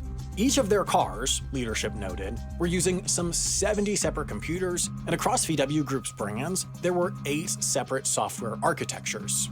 Now the company wanted to cut those numbers to 3 computers per car and 1 operating system across the entire group. While the concept was simple, the undertaking was massive, as VW Group didn't even have a built-out software branch. So they started from the ground floor, founding a software and technology company now called Cariad here, outside of Munich at an Audi plant, with a host of additional offices extending as far as Seattle to house its 3,000 new employees. Now, no Volkswagen brand would have to rely on outside software. They'd have one in-house operating system. They hired a bunch of college grads who don't know how to code? Is that real? I mean, it would probably be tough, right, to get a bunch of developed software engineers in Germany, because they would go if you're a good software engineer in Germany, you go somewhere else. Serving their purposes alone, just as soon as they built it. This was a first, a legacy car manufacturer so boldly embracing software. GM hadn't made such a move, neither had Ford, nor Toyota, nor had Honda or Hyundai. Neither had even Tesla, who shared the most similar approach to software, as Tesla from its founding was a software developer, making software a core competency from the beginning. But the problems were immediate. While Volkswagen was able to begin delivering certain trims of its first modern electric vehicle, the ID.3, in China and Europe nearly on time, the buyers were asked to patiently wait for software updates before their infotainment systems and heads-up displays would be fully operational. For the company's first electric car release in the much-anticipated ID series, it was a massive blunder, as Reddit and YouTube became replete with ID.3 rants and painful summaries. Yeah, I mean, you buy the fucking car and your shit doesn't work. That's so stupid. Of course everyone's going to complain. Then you get a bad brand off the rip and then no one cares about your EVs. You can't turn your humans into your beta testers. Yeah, it's like a AAA game. Yeah, exactly. It's like released unfinished and then everyone's pissed about it. Software snafus. Making matters worse, in the same year, software difficulties also delayed the release of the popular VW Golf, as the company simply couldn't ensure network safety in some markets for over-the-air updates. While the launch of the electric ID.4 in North America went a bit smoother, software soon proved the vehicle's Achilles heel, as about a third of recall notices on the vehicle could be attributed to software problems. Unfortunately for the VW Group, Cariad's issues were more structural than simply stumbling out of the starting blocks. Issues for the ID Group are largely attributed to Cariad's most rudimentary product, E3 1.1, the platform designed for the group's mass-market EVs. But Cariad in 2019 was also tasked with the concurrent development of 2 other platforms, E3 1.2, a step up in complexity designed for higher-end EVs from the likes of Audi and Porsche, as well as E3 2.0, a software product that would usher in autonomous driving. This is like some fucking Microsoft naming. For the group in the late 2020s. Cariad struggled with these products too, leading to delays on Porsche's EV Macan and more recently Audi's Q8 e-tron, once again on account of software. While Bentley, counting on E3 2.0 to usher the brand into its EV era, has already announced that its full transition away from internal combustion isn't likely until the mid-2030s, in part because of uncertainty over whether Cariad can deliver a reliable product. From the beginning, Cariad was founded to become a central strength of the group, so it's been central in both near and long-term product roadmaps. And because it has failed so spectacularly up until this point, it's left the entire group, from mass market to luxury, in a state of uncertainty. And beyond the operational implications, the end result is still not what it needs to be. Anecdotally, the reviews indicate that while VW software might be improving, it's still far behind that of BYD or. I wonder why it's so fucking hard. It probably just has to be, like, the challenge doesn't seem that hard. It's probably politics. It's probably like internal organization and leadership and like the ability of like good ideas from software engineers to get through leadership. It's probably fucking an organizational problem. It can't be that hard to fucking, they're solving code problems that have already been solved by other car companies. They can fucking steal it. They can copy it. It's got to be politics. Yeah, it's got to be.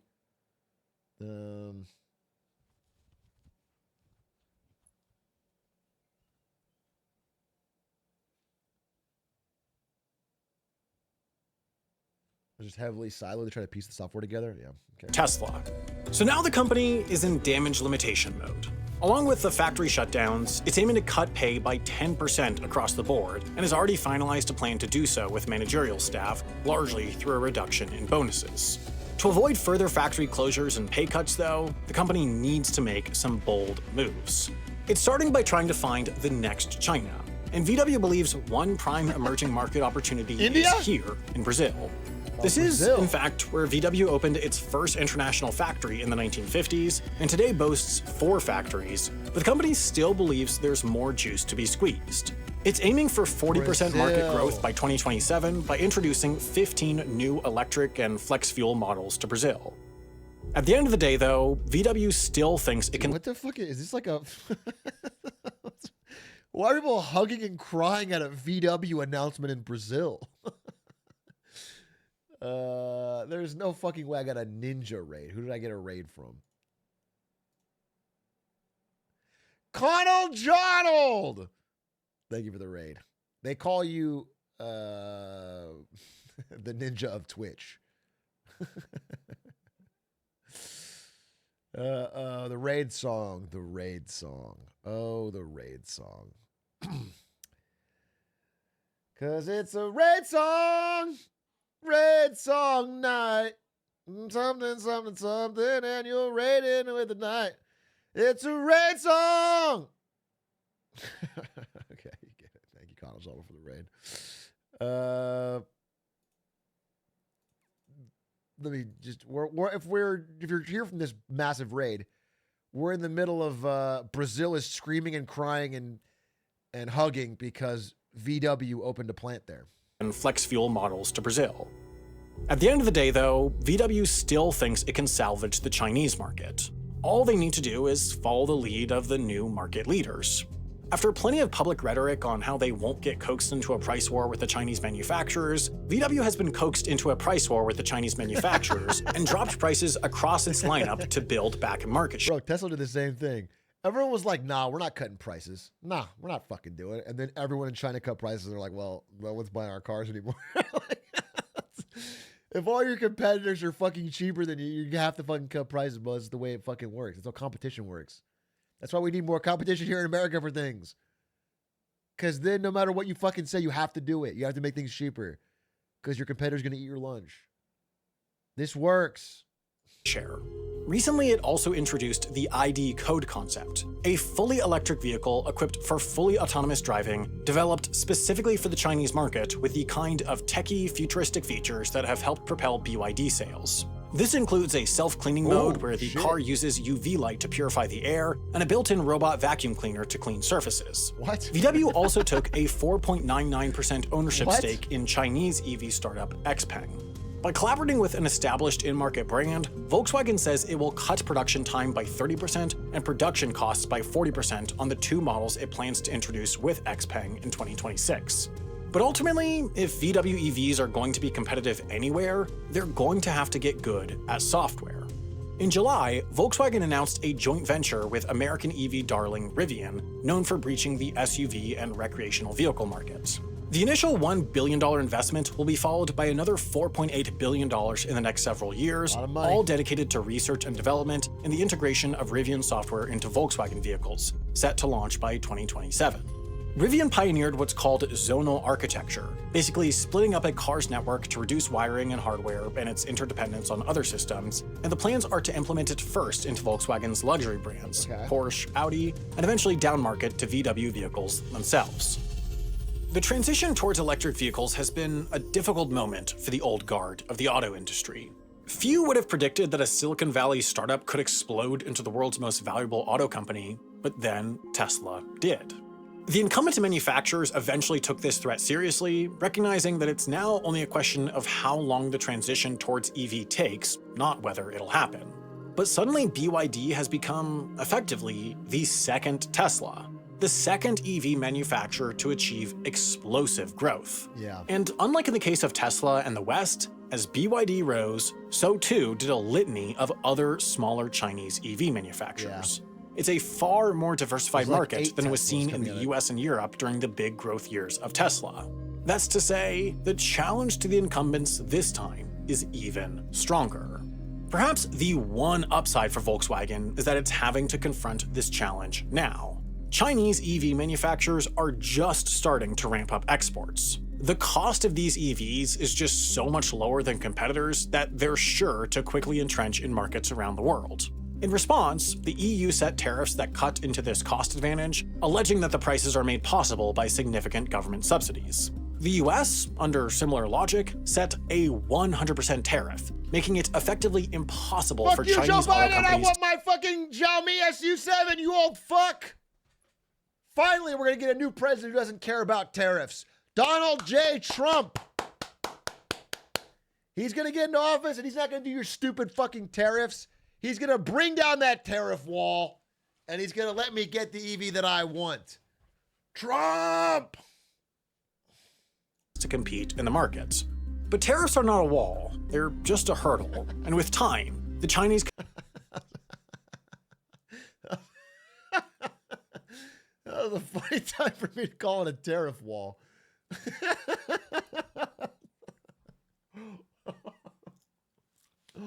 Bro heard me. Bro heard me and responded. But tariffs are not a wall, they're just a hurdle. And with time, the Chinese companies will find a way. Already, BYD is pivoting its Europe strategy to hybrids, as these are not covered by the tariffs. VW, one could say, has the opportunity to figure out how to meaningfully compete against Chinese EVs in China before they have to do so across the globe. All the other auto companies, without as significant a China presence, are not facing these same challenges, so they're not able to put their products to the test in the same way. On the outside, EVs look like cars. They are, of course, and in many cases their bodies are identical to those of gas-powered equivalents. But what makes this industry transition so tumultuous is that, on the inside, the factors that influence competency in EV design and manufacturing are so fundamentally different than those that went into internal combustion cars. Over a century of institutional knowledge within companies like VW is now almost worthless. Perhaps the biggest value they retain is just their brand. There's every reason to believe that successful internal combustion vehicle manufacturers won't turn into successful EV manufacturers. The task ahead for VW and other incumbent car manufacturers is— Yeah, I mean, it's like saying Blockbuster would make a great streaming company. It's like they were really good at making a store you could buy movies or rent movies. They were not good at like setting up software and getting the negotiations to get everything, you know what I'm saying, to get everything online. It's just a different skill set. You're not good at it. And I think a lot of legacy car companies are running into this.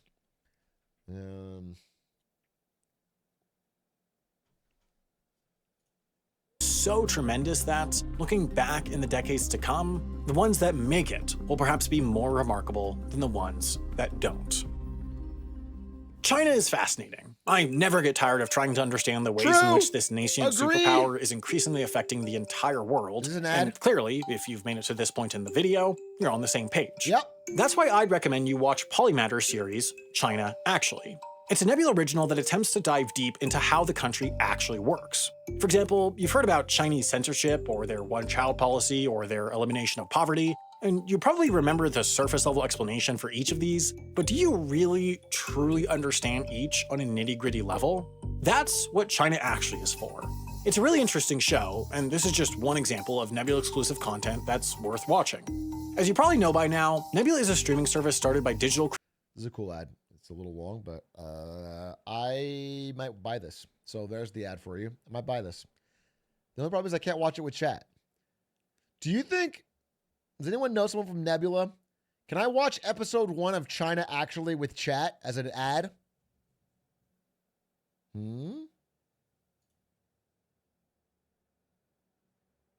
Does Tears You work at Nebula? I know Tears You well. Is Tears You on Nebula?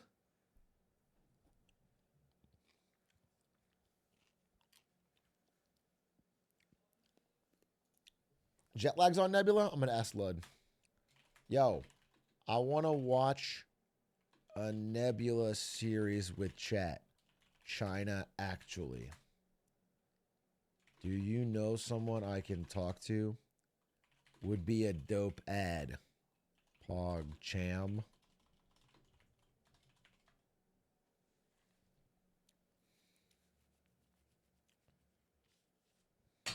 All right. I asked him. He's offline, so we'll see.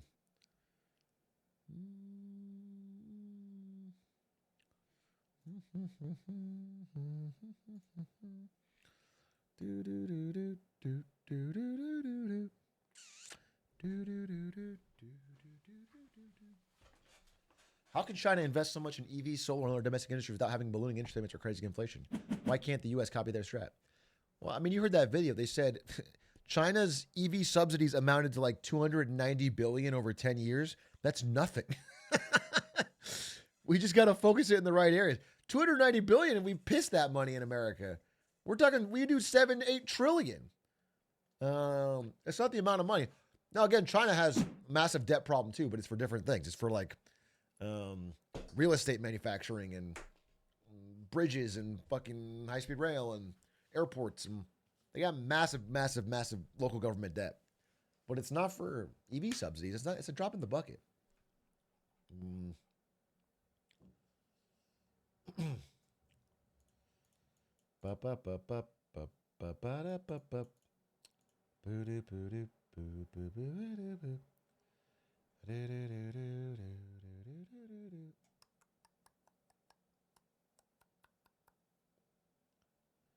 you know this British guy? He talks. Okay, welcome back. Wow, I do know this guy.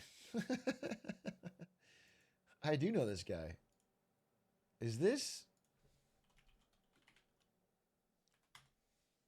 Gary Stevenson? I don't know his YouTube, but I...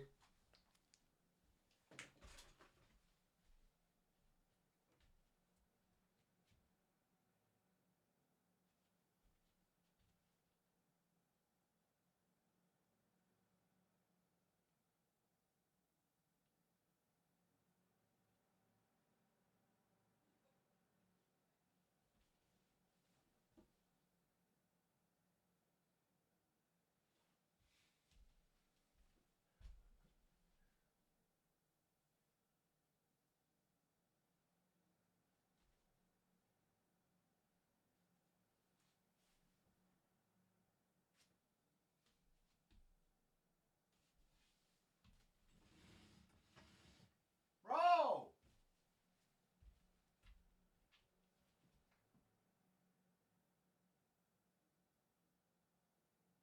I can't fucking find it.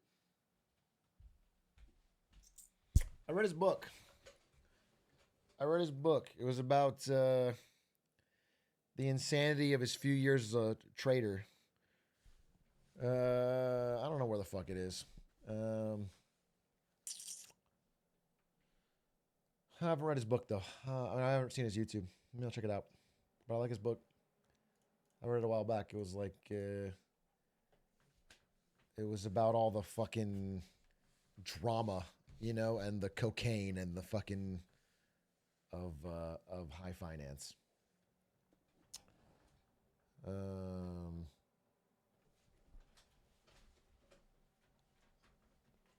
I will say this. In the book, okay, he does a little bit of a,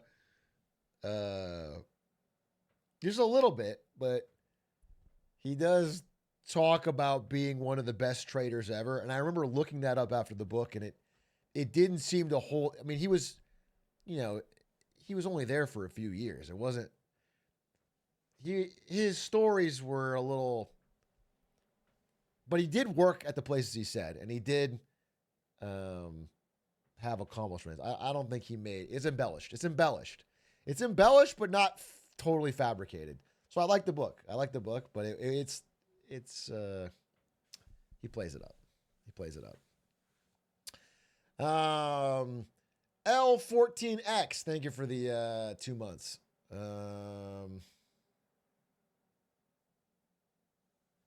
Yeah, I forgot about that. Yeah, it's the he wins like okay. Again, I don't know if this part's true or not, but like it's like a scene from Suits, dude.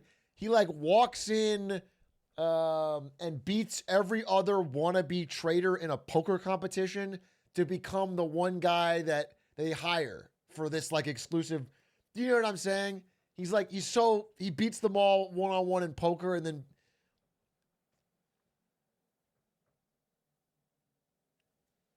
So I don't know. I'm not 100%. I'm not 100%.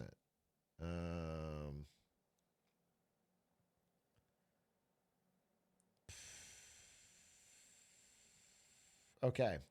Here's the T. It's 7:30 or it's 10:30. Might be too late for house. Here's the T.